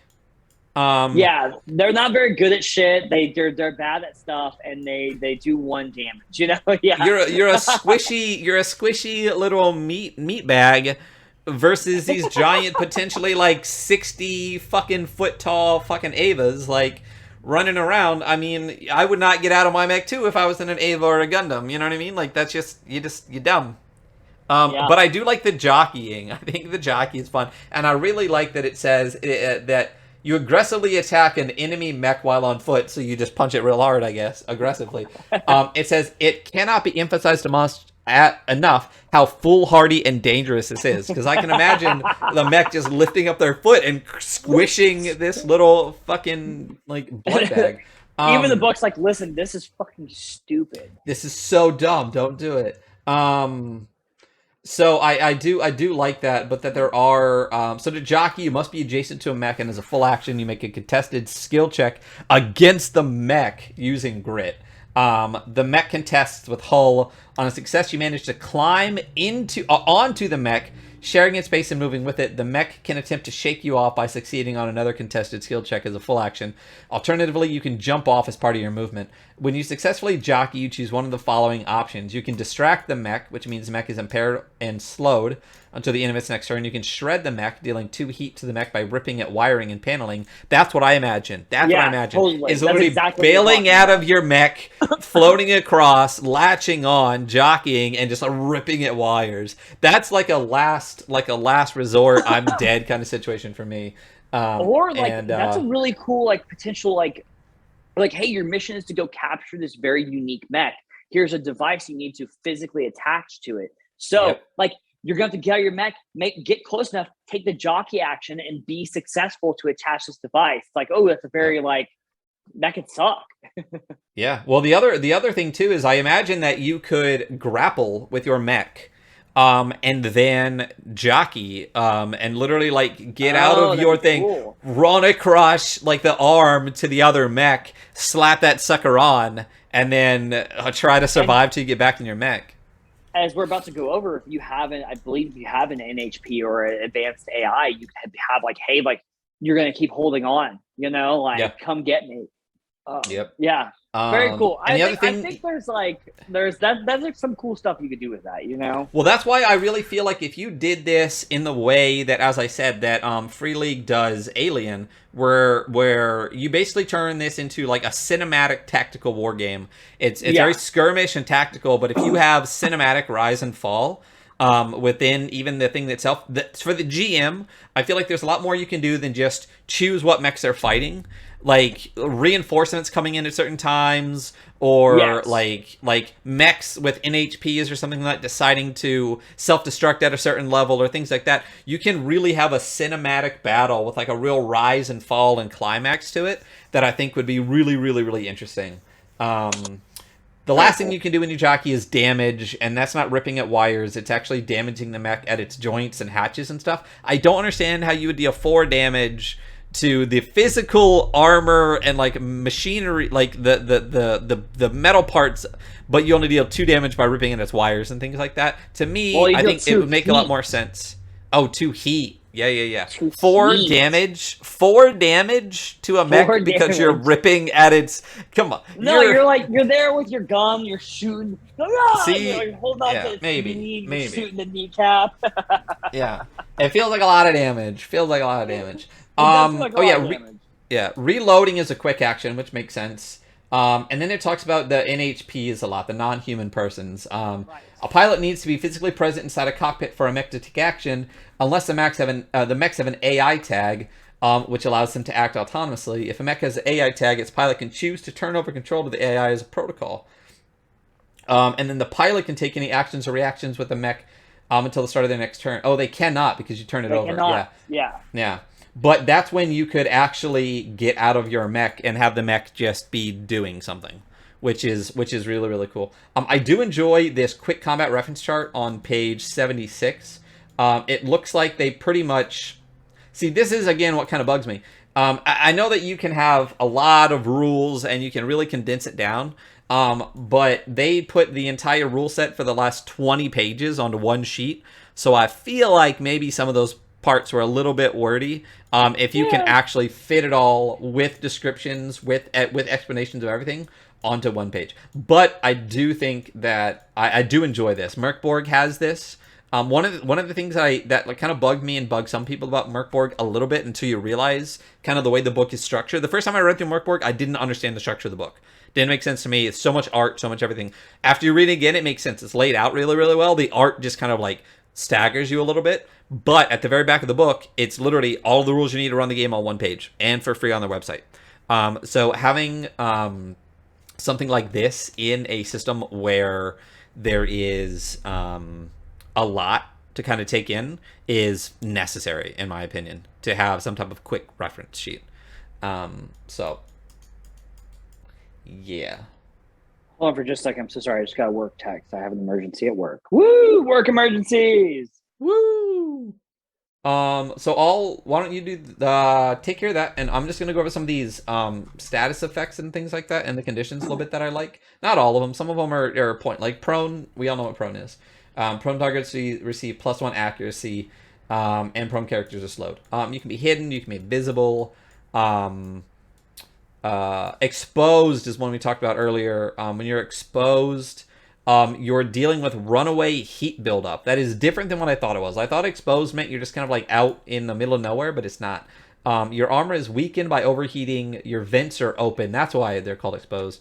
And the weapons are spinning down, providing plenty of weak points. All kinetic, explosive, or energy damage taken by exposed characters is doubled, and mechs can clear that using a stabilize action, which is a full action. I like that. That makes a lot of sense to me when you basically, yeah, like this is a problem with overheating, and you need to have some type of risk involved with something like heat in order to make heat important, and which we talked about. Heat and burn are great aspects within this game. So exposed makes a ton of sense, and the fact that you're like basically like vulnerable is is how you would relate it to 5th edition. You take double damage for that. Engaged. This is again a similar concept. I know we're talking about 5e a lot, but I feel like 5e is the closest parallel to this system. Clearly, I would say about like 80% of it is the same. But engaged is basically like if you it's the same concept as if you have someone right on top of you. Engaged characters make all ranged attacks with +1 difficulty. So basically, it's harder for you to range fight when something is adjacent to you. So you are engaged by a target of the same size or greater during a move. The movement ends immediately, and any unused movement from that move is lost. So yeah.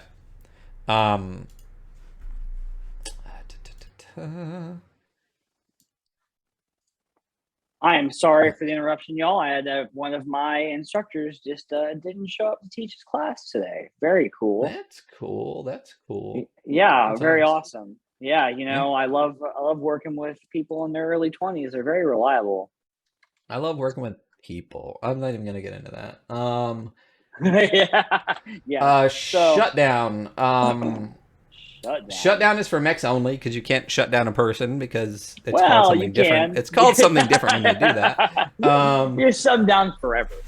yeah, all heat is cleared and the exposed status is removed. Cascading NHPs are. What is a So cascading NHP? We haven't talked about that.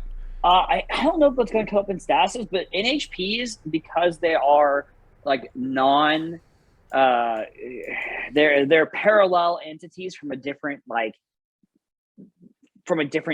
dimension, essentially, that are chained to a human perspective to be able to view humans as like equal life forms and be able to think from the human point of view. Yeah, so after a while, if you don't reset them, they cascade and they go into failure and they go crazy and they'll probably try to kill you. I know it's somewhere in the book. I guess we might not have reached it yet. I'm gonna We'll have to look find for it it in the though. compendium or something like that. I'll scroll back up. There's a lot of other stuff in the mech combat section, but I feel like, again, a lot of that's not necessarily things we need to go over. There's like other conditions, because we just talked about statuses. Conditions: immobilized, impaired, jammed, shredded, slowed, stunned. A lot of stuff, like just by hearing at this point, you can really understand it a lot. Heat, and then there's a whole section on combat terminology, which I think is another really important section for this. I enjoy that a lot. It Yeah, talks about armor, bonus damage, heat cap, repair cap. This is one of those references where honestly I would probably put this in the beginning, and give people kind of like a quick read over it before they start, and then once they're reading the section, be like, oh, this. Or within the section themselves, something that I would think that like Troika does well on PDFs of this is, if it's the first time some word comes up that's important, it would have in parentheses a link to like a quick reference page, and you could just bounce down to that quick reference page really quickly. So I think that that would be much better here, as opposed to reading through all of it, not really understanding part of it, getting to page 78 and being like, oh, here's a cool little guide for me. yeah, Um, yeah, yeah. Now I understand what tech attack is. Now I understand stress. All of that. There's a cool piece of black and white art on here that I really, really enjoy. It's these two mechs just kind of like ripping into each other. Yeah, that's really On cool. page 79. Again, and this person in the corner screaming. It's just a great action shot on this piece of art right here. For those in podcast land, again, it's just sorry you can't see it. Come watch the pod. Um, and then it talks about wear and tear, damage, and structure. Again, we don't need to go over that. There is structure damage table, Totally. basically. It's a 1d6 on what happens when you have structure damage. On multiple ones, your tech is damaged beyond repair and is destroyed. On a 5 to 6, emergency systems kick in and stabilize your mech, but it's impaired. Things like that. Overheating and stress, reactor meltdown, the danger zone, emergency shunt for overheating, irreversible meltdown for 1. 6 is best, 1 is worst for a lot of these. Yeah. Repairs rest, destroyed mechs, full repair, printing. Oh yeah, because you said like all mechs are basically just 3D printed. So it talks about, Everything in this game is all like, yeah, it's 3D printed, well, that's how the whole world is going to turn. I mean, as soon as they were started able to 3D print things that have moving parts as you print it, you could like literally like 3D print an engine where all the parts are already like inside of it. You know what I mean? Like that's the direction we're heading. And they're even talking about being able to clone things with printing, where you can scan, like if you take a bite of chocolate, um, and then put it down, they can scan it to such a minute degree that when you like transmit that file to another computer, it can render it to such a small degree and print it literally exactly. That's And they're pretty calling crazy. that the earliest quote unquote form of cloning, which just reminds me of Charlie and the Chocolate Factory when they like send people into the TV and stuff. Yeah. But imagine if you could actually render a person and transmit their entire brain at one time too. You wouldn't need to figure out a way to teleport people. You could literally just take somebody, scan their body, scan their brain, upload those files to a printer somewhere, and then print a body, upload the brain, destroy the old one, and just have them across the galaxy. You know Are what I you the mean? same person? I bet like here's my thing is at that point, are you the same person? You I don't know? know. I think there's a movie kind of like that with Arnold Schwarzenegger of all people. I can't remember, and like he has to figure out whether he was the clone or someone else was the clone, and they have little Oh, dots in their eyes. is that Total Recall? No, it's not Total Recall. It's a No, it's not newer. It's Total a Recall. newer. Arnold Schwarz. Hey, chat, can you please tell us what movie we're talking about? Arnold Schwarzenegger clone movie. I think it's got a number in it. I think it's like Sixth Day or something like that. Yeah. Oh, the Sixth Day. I don't know how I pulled that right out of my fucking ass, but I fucking did because I thought Seventh Day, and I'm like, no, they created man on the Sixth Day. My literally as it was loading, That's so got that funny. shit. The Sixth Yeah. Day, yeah. We all know They how much you love your literally. Bible, Ryan. Oh yeah, love me some Bible. A man meets a clone of himself and stumbles into a grand conspiracy about clones taking over the world. Yeah. So that's basically what I just said. But imagine again being able to 3D print the body, not grow it in like a test tube. It's basically Westworld. You're basically making Yeah. Westworld bots and transmitting human consciousness into it. That would be cool. This has nothing to do with Lancer, Is it but as it's cool. sexy as Westworld? You know. I don't know. Westworld's pretty sexy. Um, What's her? What's? Let's not objectify people. She's attractive. Everyone in that show is attractive. Every Um, single person in that show, man and woman, is attractive. They yes. were all Yep. very Yep. good Yep. looking. They Yeah. were, well, I mean, they were supposed to be. That was the whole point of the bots. Yeah. Very true. Um, Yeah. um. So yeah. Quirks. So that's about Mech Combat. So what I'm Yeah. gonna do now is actually bring up CompCon, Yeah. which is a really really. Oh, you know what? Do you want to do the review of the book real quick before we get into building the mech, or do you want to do that right at the end? I think either I could go. I could go either way. I could take it, or leave it. Yeah, whatever you want to do. Let's do. Let's build the mech first. Let's do Okay. that first. All right. Let's wrap up CompCon. Okay. So let me turn this off because the global dark is actually no. I like the black and the pink. I'm down with this. So I It's built very cool. first. Let's look at my pilot first. So I did build my pilot. His name is Ryan. His call sign is Melee. And I did the medic background because I'm like, why the fuck not? So you get to build a pilot, and they get a bunch of cool stuff with it too. I actually loaded out all of these weapons before. Maybe it didn't save, because I had my whole gear loadout done. Yeah, you can pick the gear Um, loadout because everything is 3D printed. So it's just like you can pick whatever loadout is made available to you, essentially. You know? Bro, did none of this save? Nope. Oh So we're building one from no! All right, scratch.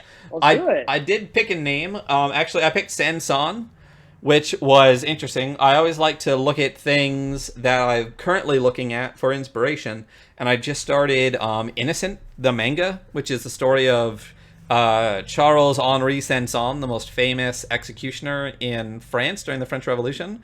Very Really cool. fucking good manga. Read it. Literally has like 30 chapters of them just trying to draw and quarter somebody.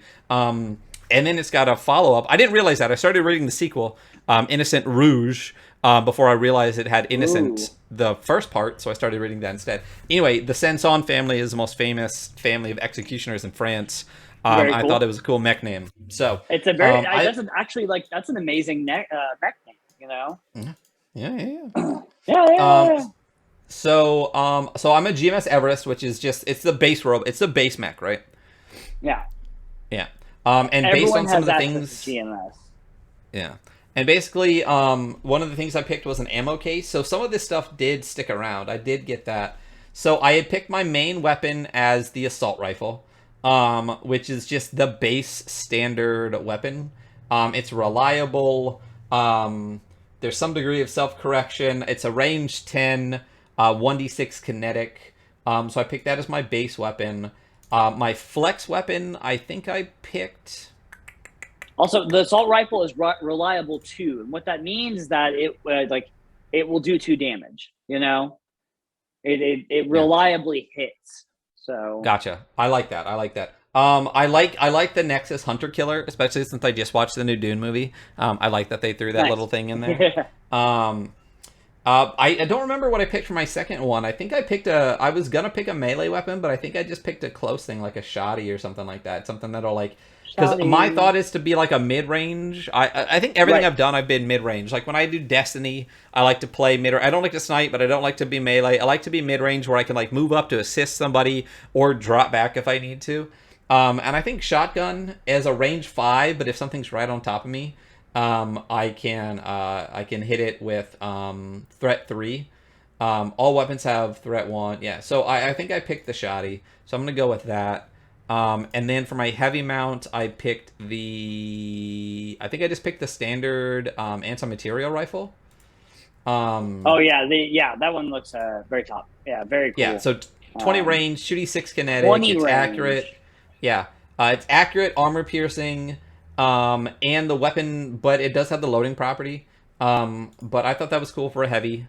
And then systems, I actually get like 6 systems. I picked the Ava module.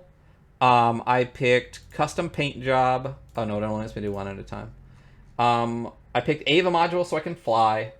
Right. I picked custom paint job because when you take structure damage, I roll a d6, and on a 6, I return to 1 HP and ignore the damage. It just scratches my paint. I only get to do it once between full repairs, but I thought that was a really cool way to potentially reduce like a really big Right. hit. Yeah.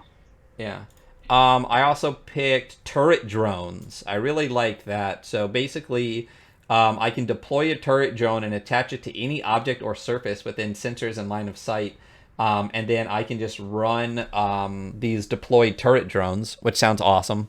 Like basically, if I'm behind heavy That sounds cover, really I can cool. imagine deploying turret drones on top of it, and then as anything comes within, I can just hit that. So I thought that was really neat. What am I at now? I get 6 systems. I got 2 system points left.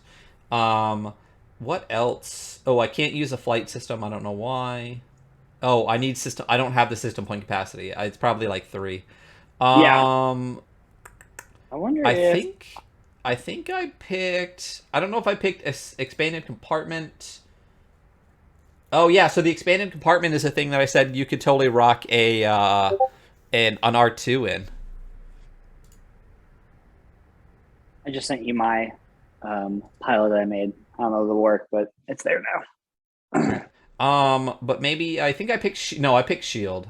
The Type 3 projected shield. yeah. So it uses heat to activate, but I thought that was, and I think that's all of my point. Yeah, that's all of my points. Do I need to hit save on this or something? Is there a way to No, it should just save. I mean, there's a little. I think maybe that's the save click the icon in save the top left. changes? Oh, no, there it is. Ah, well, I might hold on a Okay, minute. so I bet you it's not. I bet you on my iPod where I built it, it's there. But if I want to save it in the cloud, I have to Ah, hit that. So I never hit that when I built the original one. gotcha. Gotcha. So I'll be able to sync my pilot later. So I'm glad I didn't rebuild that. So this is basically um, a level one Everest Sanson. I got 4 Yeah, structure points, 12 HP, no armor. I have 6 heat capacity, 5 repair capacity, which means I can repair my mech 5 times, right? yeah, So yeah. combat could be long as fuck. If you have Combat to can be hit me, fucking long. Yes. yeah, so long, just long and hard. So a really cool thing though is if you go up to where it says melee has your name and you click that Uh little huh. drop down and you go to Uh huh. active mode, you can actually Uh set it huh. up to be your active character sheet and track what you're doing. Um, so if Oh, you go to active mode, and then dope. I think you have to. So that I think it starts out with just your character, but then you can hit somewhere at the bottom. I'm not doing this with you right now. I should be. Um, you can. Oh, mine's already in combat. But you can start combat. I think somewhere at the bottom. Oh, it says start mission. Yeah. So it does Yeah, have some start of my mission. pilot. It does have. It doesn't have my pilot loadout, but it does have my skill triggers. I picked get a hold of something. I picked patch because I'm a medic. I might as well have patch. I picked Right. take someone out, which is like, listen, if I'm good enough to patch you up, I'm good enough to take you out. That's all I'm saying. I heard that enough growing up. I brought you into this world. I can take you out of it. Um, and survive also made sense for my medic background too. Is just right. being able to survive in harsh. And then the gear, I picked standard stuff. But can I? How do I pick? Can I bring my mech up into this? Yeah, if you go to start mission, Do I want to start mission? start mission, Okay. and Let then me. engage combat mode. Okay. Wait. Let me It'll be go to fine. active mode. All right. Let me go to start mission. I have no active mech. Oh, here it is. Okay. Engage combat mode. Fuck, this is a cool sheet. It's also beautiful in dark mode. It's Light oh mode yeah, is so bright. I'm okay with it still. I have an add-on called Stylus, which lets you change things the way that pages look, and I use one called Global Dark Style. It basically Mm, inverts all the colors in a smart way. So the red stays red. It just makes it this like pink that's really good on a black background, but it makes the white black, which is just so much easier on the eyes. Um, but yeah, this is very really cool. really neat. So you can chart your overcharges. You Everything. can, yeah, you can look at your repair capacity. I have 5 that I can use. There's my heat levels.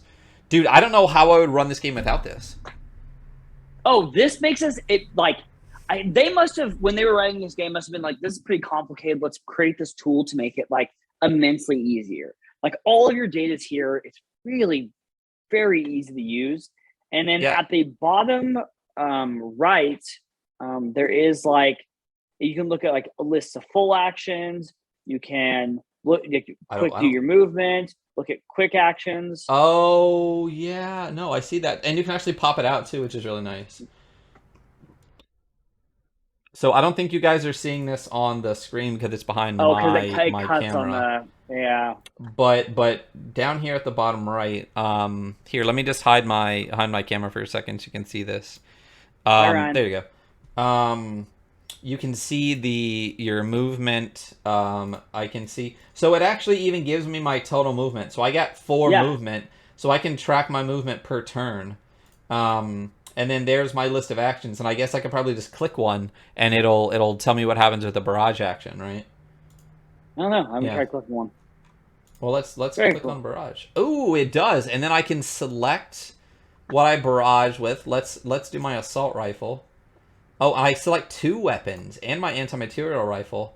Shit, dude, are you look at this? And then oh, I have the walking armory.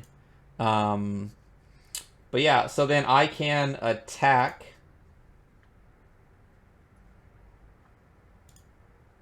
Ooh, okay. And it even rolls my damage, my bonus damage, and my total Yep. damage. Yeah, it rolls for you as well. Interesting. And then I can confirm that. Oh, and then it does it. Yeah, it takes it away, and Yeah, that's my it full does. Yeah, attack. And then I it can, tracks fucking everything. It's so dude. Oh, good. there's my attack roll. Yeah, yeah, yeah. Yeah. Oh, and do I hit or miss? Yeah, so I hit. Oh, it lets me know. I can say whether I hit or missed. Oh, and then I confirm it. Boom, and that's all I can do. And it takes away my ability to do those actions. And then I can just exit out of here, dismiss it, and then that was my turn. Yep.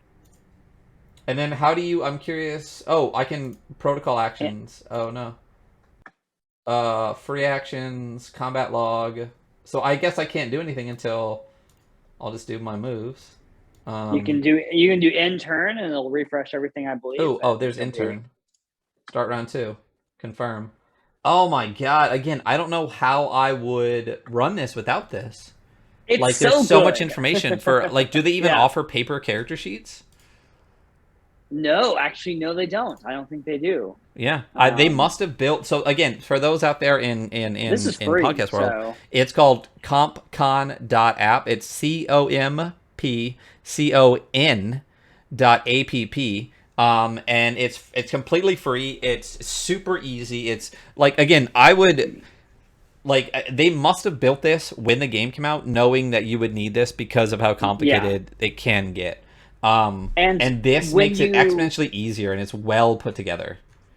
Yeah, and you can actually on the content manager in the opening page, you can upload the data from any of the extensions they create. So like no room for a wallflower, which is their first like big adventure that they wrote, adventure module. they have data from that you can load in here that will give you access to all of the gear and mechs from that module. Interesting. It's Interesting. yeah. Yeah, it's neat. So how do we I can go to my mech hanger. How do I level up this bot? Okay, so it's in combat. I don't I know if did. you've I did. already Yeah. done that. Okay, cool. So I'm gonna go back to my pilot roster. So you can pretty much go to the pilot page on your pilot roster where it says melee. It has your triggers, and right above that it says license level, whatever, and you hit level up right below that. Oh, okay. So I level up. And it'll take you through the whole level up process. Oh, you Tells you what literally. you get. It says you're going to get pilot skill improvement, pilot talent upgrade, mech skill upgrade, and you can go make one of your +2 as a +4, or you can add a new +2. I'm gonna skip. I'm gonna skip. I just want to get to the mech. I'm gonna skip. I'm gonna skip this. Go your talents. You can upgrade your talents because they're all bracketed, like Okay. they have Improve mech levels. skills. So I get 2 of 3 mech skills selected. So I get one more mech skill, basically. Right. Okay. All right. I'm gonna throw one into engineering, because I feel like those are important. Oh, and then I can Yeah. pick oh, I get a whole. I get access to a bunch of new mechs. Yeah. So no, you get access to the first license level. So you're not going to unlock all chassis are unlocked on license level 2, but you will get your first system and weapon. Wait, So wait, wait, this is when wait, you wait, wait. Oh, wait. So there's North Star, Smith, Shimano, or Horace, or Harrison. Ooh. So where's the Lich one? Where do I need to go for that? the Lich one is from the extension. So you'll need the one of the Oh, modules. So you need the module. So okay. So I just pick now. Do I have access to all of these at level 1? Like I can pick like no, the I mean, Nelson yeah, or the yes, Blackbeard. yes. So click Okay. one. Click any of them. You're not going to get it just by clicking it, but click it. Okay. I'm gonna go with the Balor. Perfect. Oh yeah, and then I get to unlock So Balor. Yeah, Hive Drone, yes, Scanner Swarm, Nanobot Whip. Yeah, these are definitely my people. This yeah. like kind of gross looking demonic ones. These are my people. Um. Uh. Pilot ineligible for core bonus. Oh, at 2 license levels. Okay, Yeah, because remember your core gotcha, bonus you get at every third level, as long as you have 3 within a single. Um, gotcha. Okay, and then so I get to do. Okay, so that's super easy. It literally walks you through the entire process. So this is so again super free app. This is definitely going to add a lot of. When we talk about the ratings on this, I think this really gives a lot of bonus to the yeah, price aspect of it, which is interesting. So and I don't think you saw no. it, but on the licenses, the things are not unlocked, you can actually click on each of them individually and get a whole layout and see what each thing is, so you don't have to unlock blind. Without blind, yeah. So what about modules? Are there modules for this? Yeah, there are. There's the long rim, no room for a wallflower, and Where do you find then those? itch.io. I'm sorry, what? Itch.io. Oh, Or I they just think have an it's each page. yeah, they have an itch page. So let me pull it up real quick. Yeah, it's Massive Press, Massif Press. Um, yeah, no room for a wallflower, flower volume or Act 1. Massive The long press. Here we rim. go. Yeah, Icon playtest. No room for wallflower. Yeah, so we can click. So it's $25 for the modules. yeah, it's $25 for the core book as well, which you need. Gotcha. Like you can do everything with the core book. Yeah. So they And also then have a free there's version. And go ahead. cool. Oh no! Just looking through all the stuff. There's the White Witch. It's just a frame. There's the Emperor frame. Um, there's the long rim setting.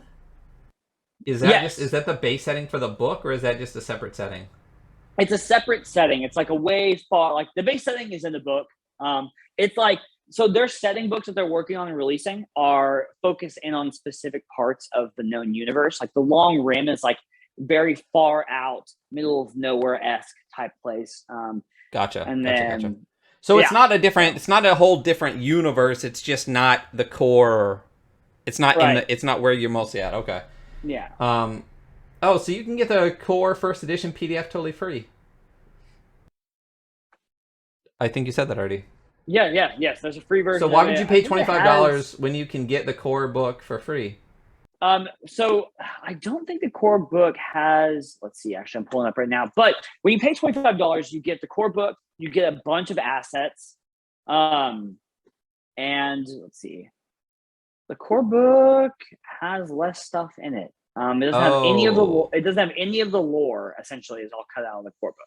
All the gotcha. You functional get stuff is there. NPC, yeah. You get mech tokens. You get Lancer NPC Right. for CompCon. You get the character sheets. You get EPUBs. You get a bunch of stuff. But if you go with the free version, all you get is the free version and a character sheet.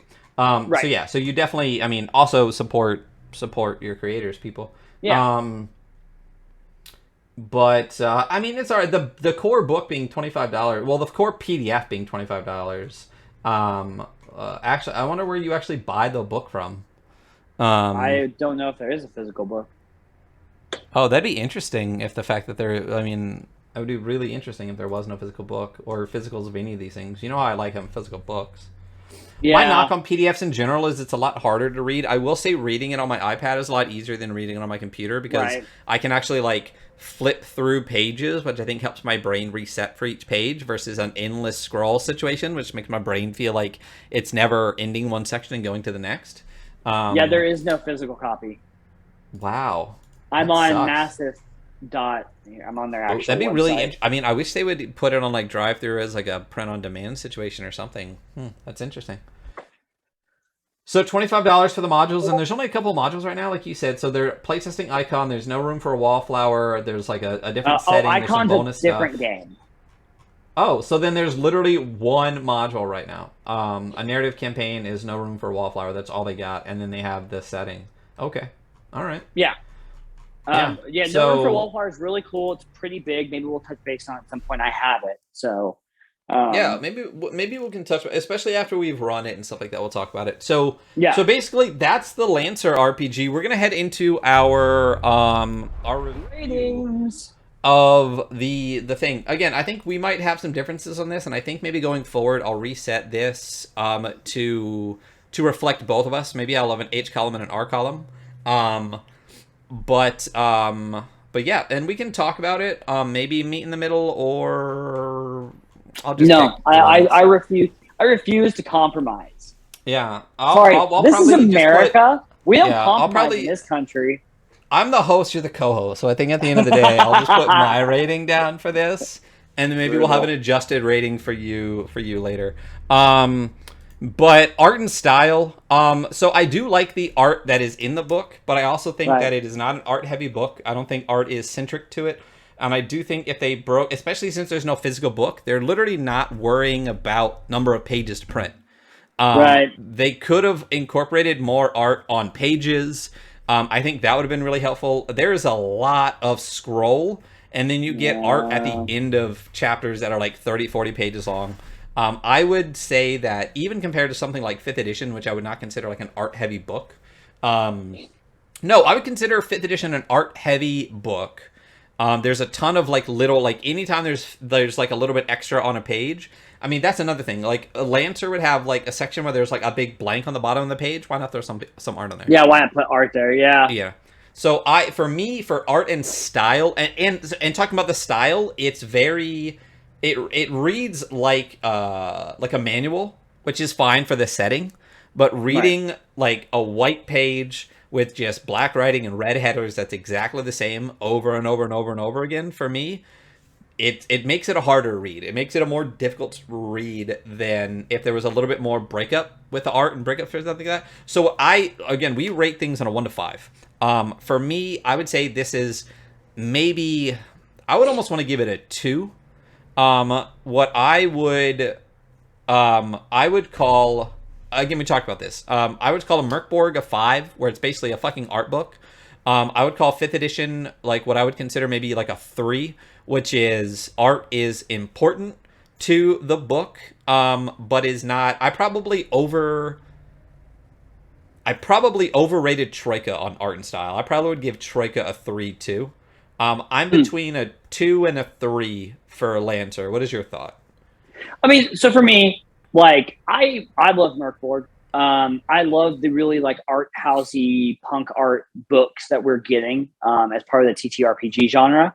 But I don't think necessarily for like manual books like this, it's super necessary. I will say that there are a bunch of gaps in the pages where it is like it's just like, well, like a third, not a third, but like a quarter of the page is blank at the bottom, or like yeah, there's like these big blank sections. More art would have been great. I know that first off, it's their first book, and so it's their first experience kind of creating this. And all the art was done by two guys, and the game was Yeah. written by two guys. So I understand they were Uh-huh. limited on like how much they wanted to do.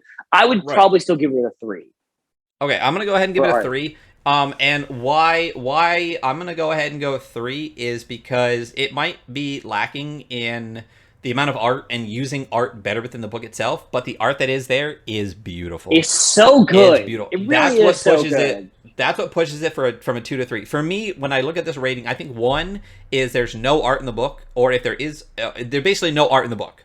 5 is Merkborg. It's basically an art book. Okay. Yeah. 2 is there's art in the book, but it's sparse or bad. 3 is average. Again, 3 across the board is average for this. There's art here. It's probably good. It might be underutilized. I might even say that D&D might be a 4, and I could probably, I think I gave Troika a 4, because the art was, there is a lot of art in the book. It's broken up well with the art.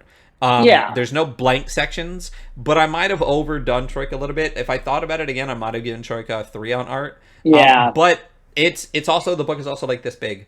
Oh, I think I have a chat box in the wrong section. Bum, Or I bum, didn't do this. bum. Would Merkborg get a 5? Yes. I compare basically until I find something better. Jesse, Merkborg, in my opinion, in this section is what I would reference as a 5. It's a book whose focus is art, but is still an RPG book. It's not just an art book. Yeah. I'd say Merkborg is a It's 5. definitely a very functional Yeah. art book, Yeah. like it is. Yeah. Yeah. I would say Merkborg is a 5. I would say D&D is like a 3.5 to a 4. I guess we can do 0.5s. I would probably give this like again, 2.5 to 3 because the art itself is beautiful. I just think the issue is the fact that it's not utilized well. And again, it's not about the layout and the function. It's about the art itself. I think it's sparse, and even though it's good, it's sparse for me.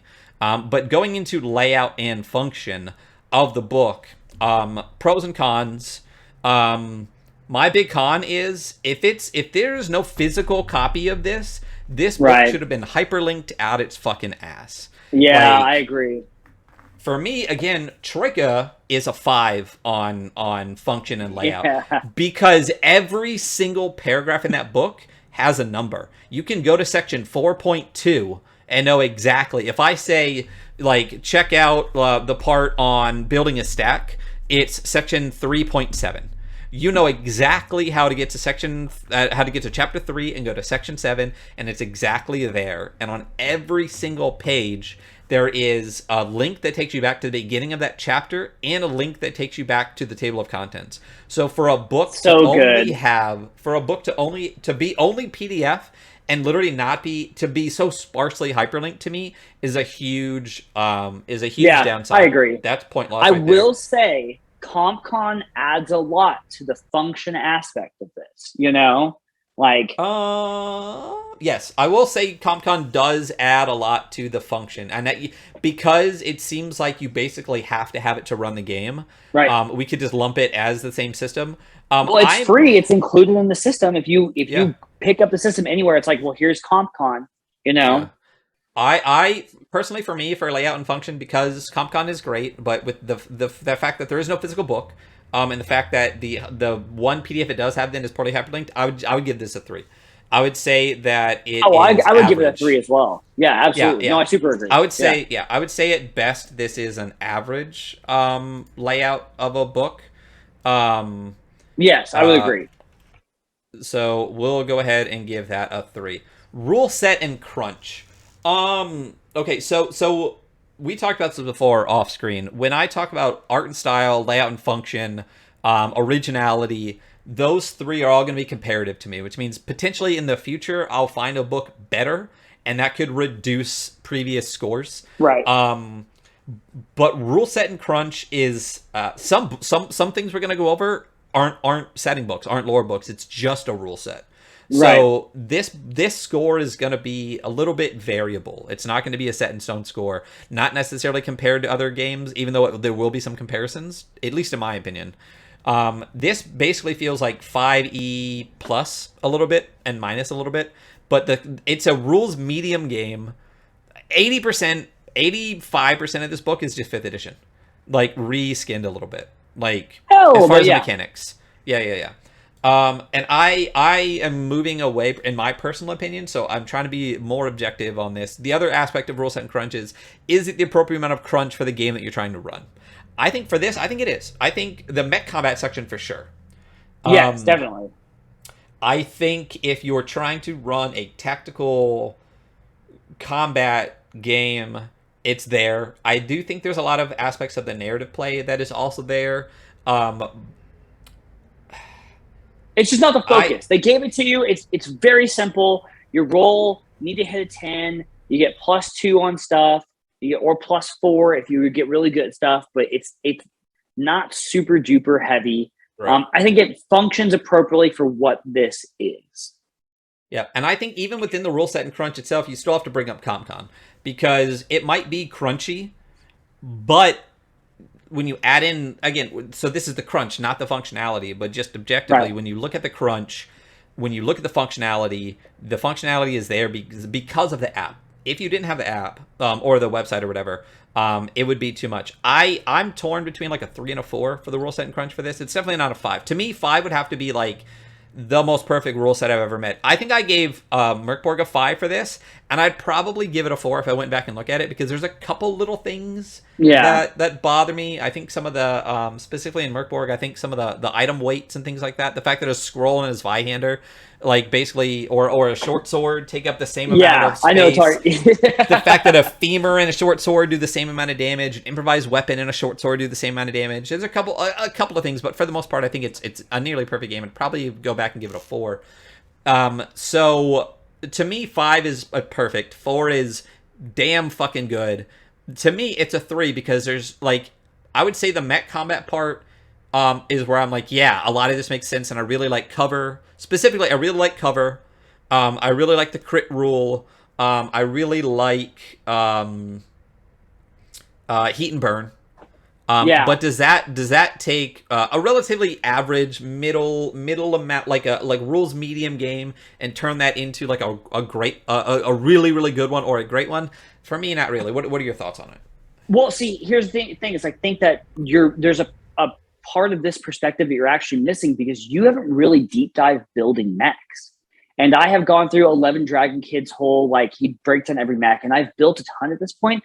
And like, for me personally, like 60% of the fun of the crunch is how the mechs interact with the rules and how the mech abilities interact with the rules. For me, with the mechs, if I was just running an Everest, yeah, I think it'd be a 3. But with what I know I can do with those rules, with the mech abilities, for me, it's a 4. The mechs are really fantastic.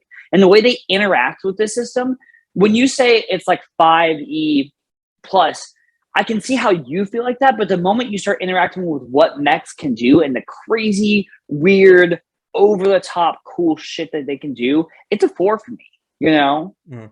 It's definitely not 5. It's definitely not perfect, but it's definitely a 4 with the mechs included.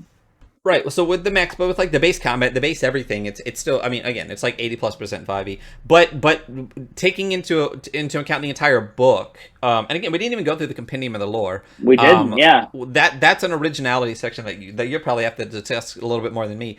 But it's a whole book, so you have to also bring in the narrative play aspect, which reduces it for me, because I think if you ever wanted to run a mostly narrative campaign in this, the focus was obviously mech, and it is a mech game and it is mech combat. But if you're gonna have narrative play, you should give as much support to those aspects of the game as you do other games. So that pulls it down for me a little bit. I mean, I will say that I'm always gonna like. I don't know. For me, the narrative play is more. It's more of a freeform thing. Uh, So have being rules light for narrative play, because essentially it is, right. It's, you roll a d20, you get a 10, and you can, if you want to be good at a thing, you can add a custom trigger or custom that's trigger the true. skills. That's true. That's true. So you can, I mean, you can do, I mean, more or less kind of whatever you want with that. That one's actually the one where it's not telling you these are the things you can't do, or sorry, that you can do. It's telling you, I mean, yeah, I mean, you can do whatever pretty you much want. anything with I it. guess you're Yeah. right. You're right. They do kind of do the narrative play kind of in a more very rules light Yeah. aspect. It's more free, and then the combat section is more. It still comes down to, so 1 is just a bad game. 2 is, it's all right. It's fine. It functions for what it's supposed to be. Right. 3 is average. 3 to me is like 5e is 3 is 3 to me. It's an average fucking game. Like it's the amount of crunch you need, but maybe too much. 4 is a great game, and 5 is damn near perfect. Man, I So you're think saying I still think of 4, even with everything we considered, and I think your points are really, really good. But I think with, like, God, dude, the mechs are so good. They're so good. And the license level thing, your ability to customize these mechs and overlap their abilities in these interesting ways that, frankly, like, the people who created this game probably are not even able to, like, guess all of the possible combinations. oh, it's Like, impossible. Yeah, it's impossible. I yeah, guarantee it's I'm impossible to do still that. good on a 4. I'm very comfortable with a 4 for that, I will. I listen. I'm gonna devil's advocate some of this a little bit, especially when it's a game that you're more into, and I'd hope you do the same for me when we Totally. talk about this. Absolutely. Um, Yeah. yeah, I think you're right. I think a 4 is good for this. I think the mech combat is deep, and that's what a lot of people want. And I think that the having the narrative play actually made a really really good point, that having it be more rules light actually is a really big bonus, because that's when you're doing narrative play, rules light is, in my opinion, the way to go. That Yeah, is one of the absolutely. faults of 5th edition, is that too many of the rules have to be across too many aspects. And in this game, you can actually be like the Super agree. pilot or the mech. So yeah, I totally agree with that. So originality, you know a lot more about the lore of this world, and I know there are parts that I really enjoy that I need to dig deeper in, like the NPHs and stuff like that. Right. What are your thoughts on the originality? Dude, It's a Met game, but so originality is across multiple spectrums, in my opinion. You have to take into account like the system, the lore, a little bit of everything across the originality. Like, have you seen right. another game like this? And if not, is it because it doesn't need to be like this, or because it's just so unique? So, what are your thoughts on originality? So I actually now have seen another game like this. I gotta look at the title. I can't remember. But it was just released, and it is actually inspired by this game. uh, I'll pull up in the back while we talk about this. But the lore for this game, and we just really didn't get very far into it, which is a bummer, because it's going to take a lot of time. But the lore is so fantastic and so weird, and it's science fiction until the moment these weird monolithic kind of god type, like non-Euclidean parallel beings exist, and then weird shit happens, and then they disappear. Like, time and space are so vast, and they're shown in such a vast scale. Like, have I seen other works of like media do this? Yeah, totally, absolutely. But the collection, the span of time, the difference in environments and cultures throughout the galaxy, and how like old human cultures individually have affected like different places. I mean, it's pretty fucking good, man. Like, also, like the companies that make each of the mechs, like we went through them just for a second. There are IPS and North Star, Shino, whatever the other one is, Horus. Like, they all have their own lore. They're all really about stuff, and there's just like very small stuff. Too, like for Horus. Horus is all weird, like extraterrestrial shit. And even when you're a character, when you get a license level in Horus, you're supposed to describe how you got it, because they're impossible to find. Sometimes they just print themselves, or like you went searching for it. I don't know, man. It's a 4. I would give it a 4. I really, really like the lore and the way it, like, that you can interface with this massive world. And even like within the world, like if you travel really far within the world, like a bunch of time has gone by. You haven't aged because relativistic travel, but a bunch of time has gone by. So you're in a different world in a different time. It's so rife with cool shit to do, you Yeah. know? Well, so my counter argument to that is we're not just talking about lore here. We're also you have to take the entire book into account. Like, Right. do you think the rule set plus the lore plus all of that stuff? Like, do you think like this book as a whole is has its own niche within the RPG community that's necessary with the lore, rules, and everything combined, or do you think it fits onto a shelf with a bunch of other things? Do you think that there's another, and I mean, you usually know more than I do, is there another TTRPG that really has a very focused, like hyper focus on tactical combat? There's a million. I mean, yeah. I can't. I I mean, mean, like you more have to. so I'd than have to this, really. So the person that would have to talk more about that is Source of Victory than me. probably. So the tactical combat aspect, I guess. I mean, there are games out there. So I will say that does Right. not in and itself earn enough. Are there other? So when you look at other sci-fi games, you know, differences and things like that. When you look at things like Coriolis, when you look at things like Alien, when Right. you look at things like Mothership, when you look at things like,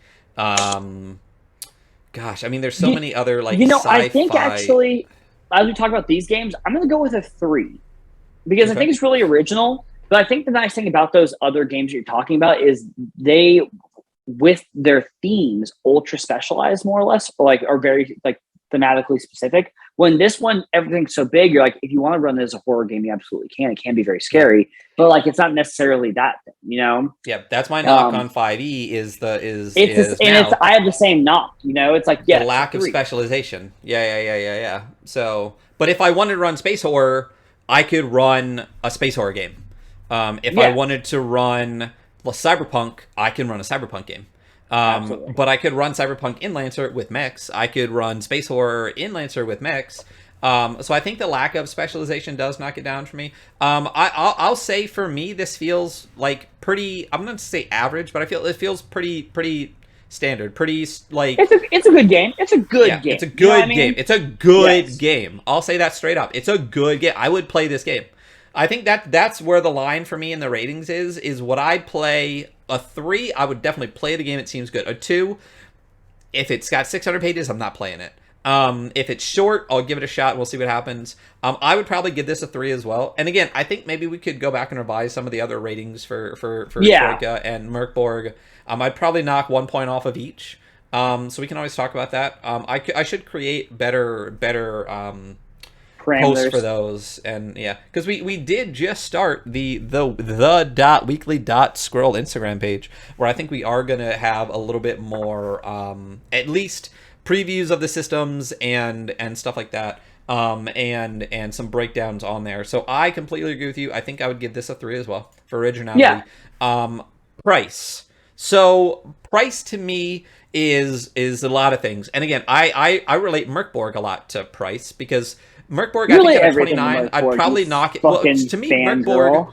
I'm not a fangirl. When you really look at, yes, I am. I am. I know. I'm a fanboy. When you look at Merkborg, it's damn near fucking perfect, dude. In my opinion, it really is. I think artistically, it's great. Rules wise, it's great. Lores wise, it's great. Price wise, it's amazing. Considering that Yeah. like 90% of all content created from Merkborg is free, and they actually support the creators and give you a license to build more content with it on your own, and publish it and make your own money on it, and make it super easy and like a half a page document on what you got to do.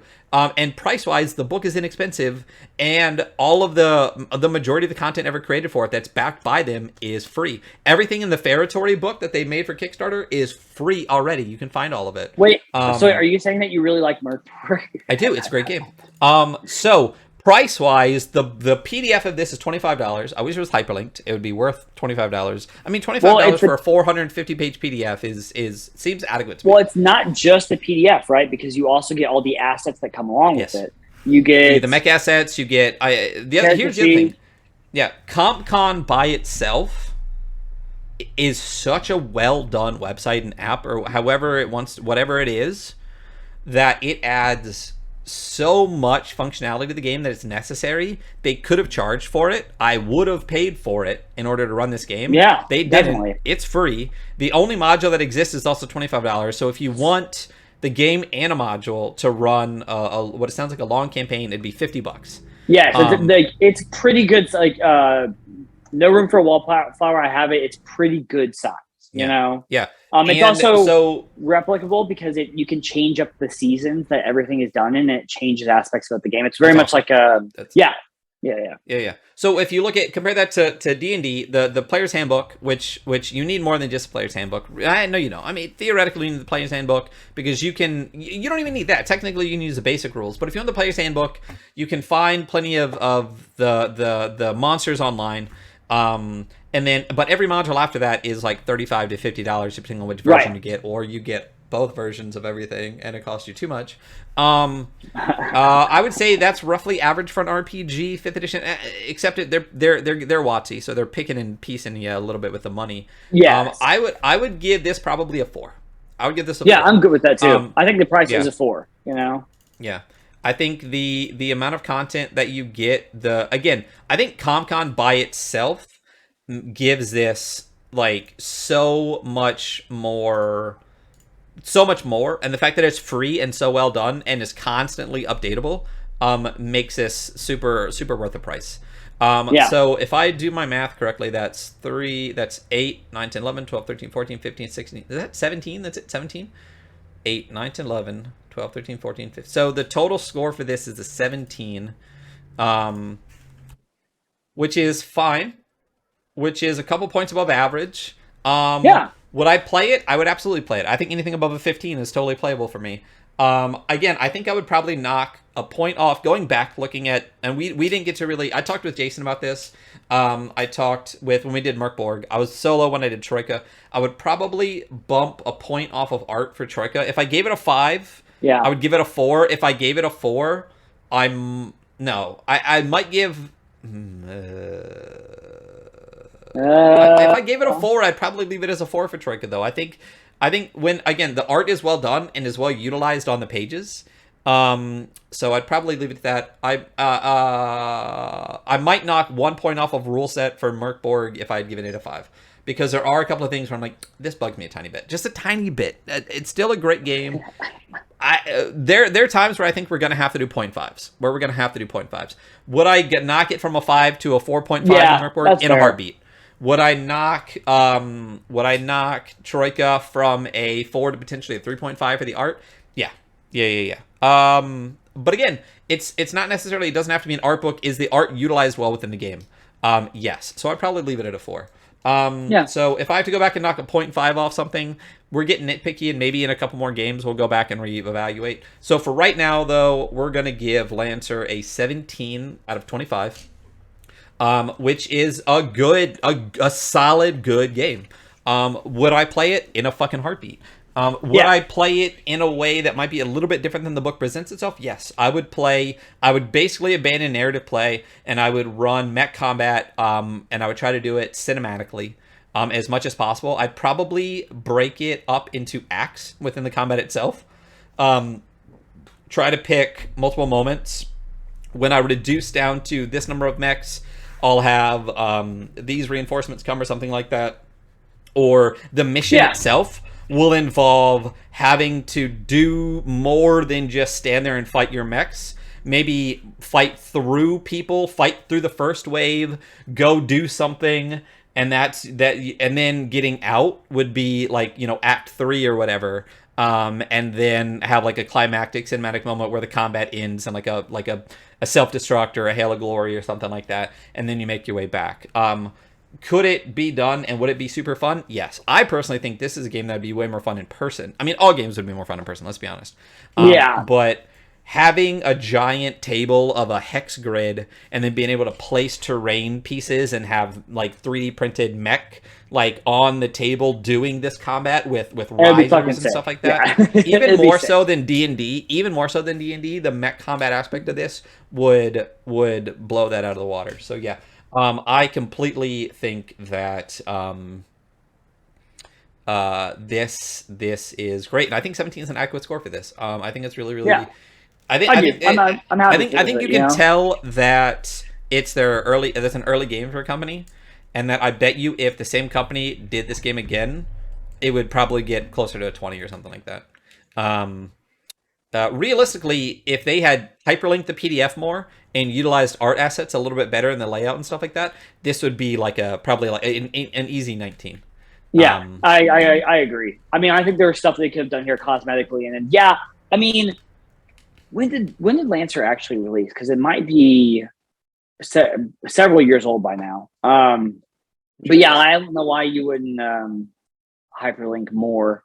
Oh my gosh. If Yeah. we ever go over Cipher System, I'm gonna make you Oh, we guys will. look at it.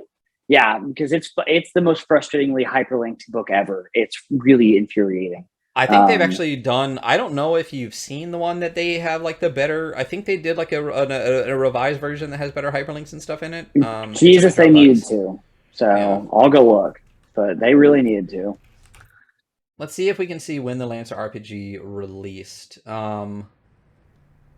Is it really that recent? Because the Kickstarter page for Lancer was on. Is it 2019? Really? Dang, it only had a $46,000 goal and got it back for $432,000. So they really got a lot of backing for this. Yeah. But if I look at this, I think it. We can look at the date on the first comments and stuff like that, or even in the early updates. Um, Gosh, they're still doing up. Oh, they're releasing updates through the Kickstarter and stuff like that. Um, so so yeah. 20 of Oh, it looks like they did have 48. physical copies in the Kickstarter. So there's got to still be ways to get a hold of it then. It launched on April 8th, 2019, so it's not old. It's only 2 years old. It Oh can't be their yeah. Oh, first book. I thought it was older than that. No, I think it is their first book. He's released some smaller games. Like he released one called Gun, which is like very much like it's 2 pages and it's like just okay. And then he released Broken Worlds, which was the system. It's a Powered by the Apocalypse for his setting You told me killing about that. demons. But it's Powered their by the first like Apocalypse is real. where yeah, Powered by the Apocalypse is where games are for me right now. It's Right. so open ended and well done, easily for combat and narrative. It's just great. So that's I our pulled it up first again. game Okay. together, I think, completely, right? Yeah, Yeah, we we did two did weeks for it. that. So that is the Lance RPG. Thank you everyone for being here. Thank you everyone for listening. I think we decided Thank already you, we are going to homies. dig into Necronautilus for next week, which is done by Adam Vass over at World Champ Games.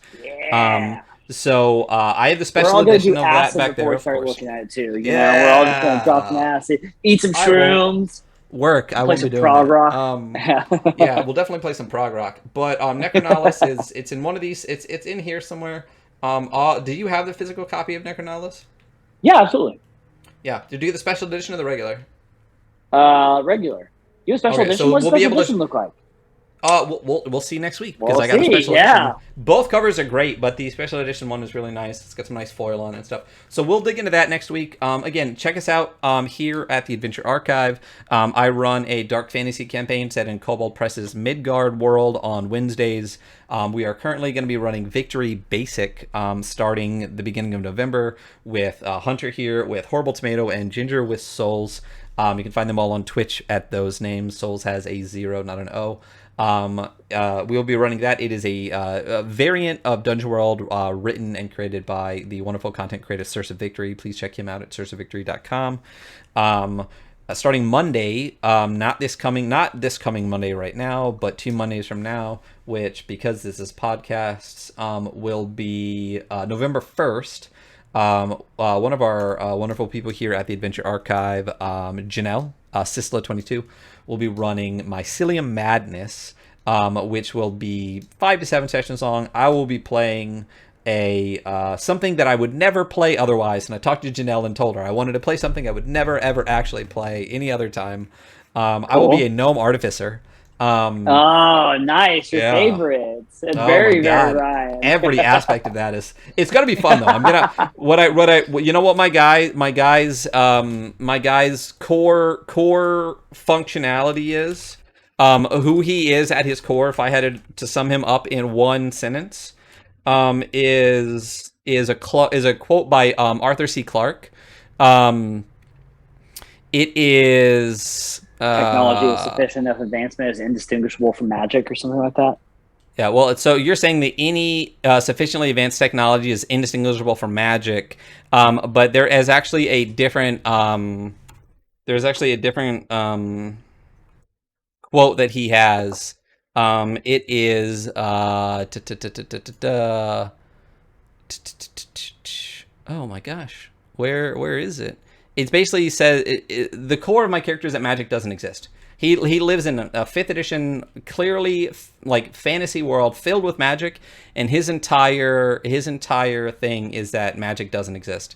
Magic That is is just hilarious. yeah. What is the quote? Magic is just science that we don't understand yet. That is the entire core basis of my character. Every aspect of his alchemy and artificery and all of that, everything that people will do in front of him, he's going to be like, it's science. Let me explain it. And if I can't explain it, we just haven't figured it out yet. Just you wait. There is no such thing That's as cool. magic. Yeah, Very so cool. that is going to be his entire character. So we'll be starting that. So we'll be running Mycelium Monday. Next week for our Halloween game, we are going to be running 10 Candles. Victory Base will run for 3 weeks, and then I think we are going to get into potentially Call of Cthulhu or maybe another Merkborg arc here on Thursdays, and then obviously Weekly Scroll here on Saturdays.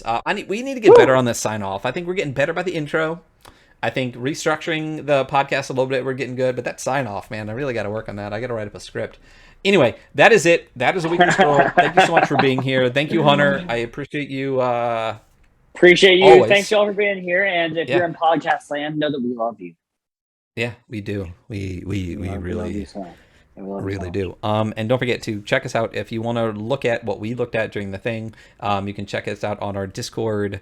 You can look at our Instagram. You can look at our VODs on YouTube or here on Twitch. And thank you so much for being here. So we will see you next week for some Necro Nihilus. Have a wonderful day. Bye.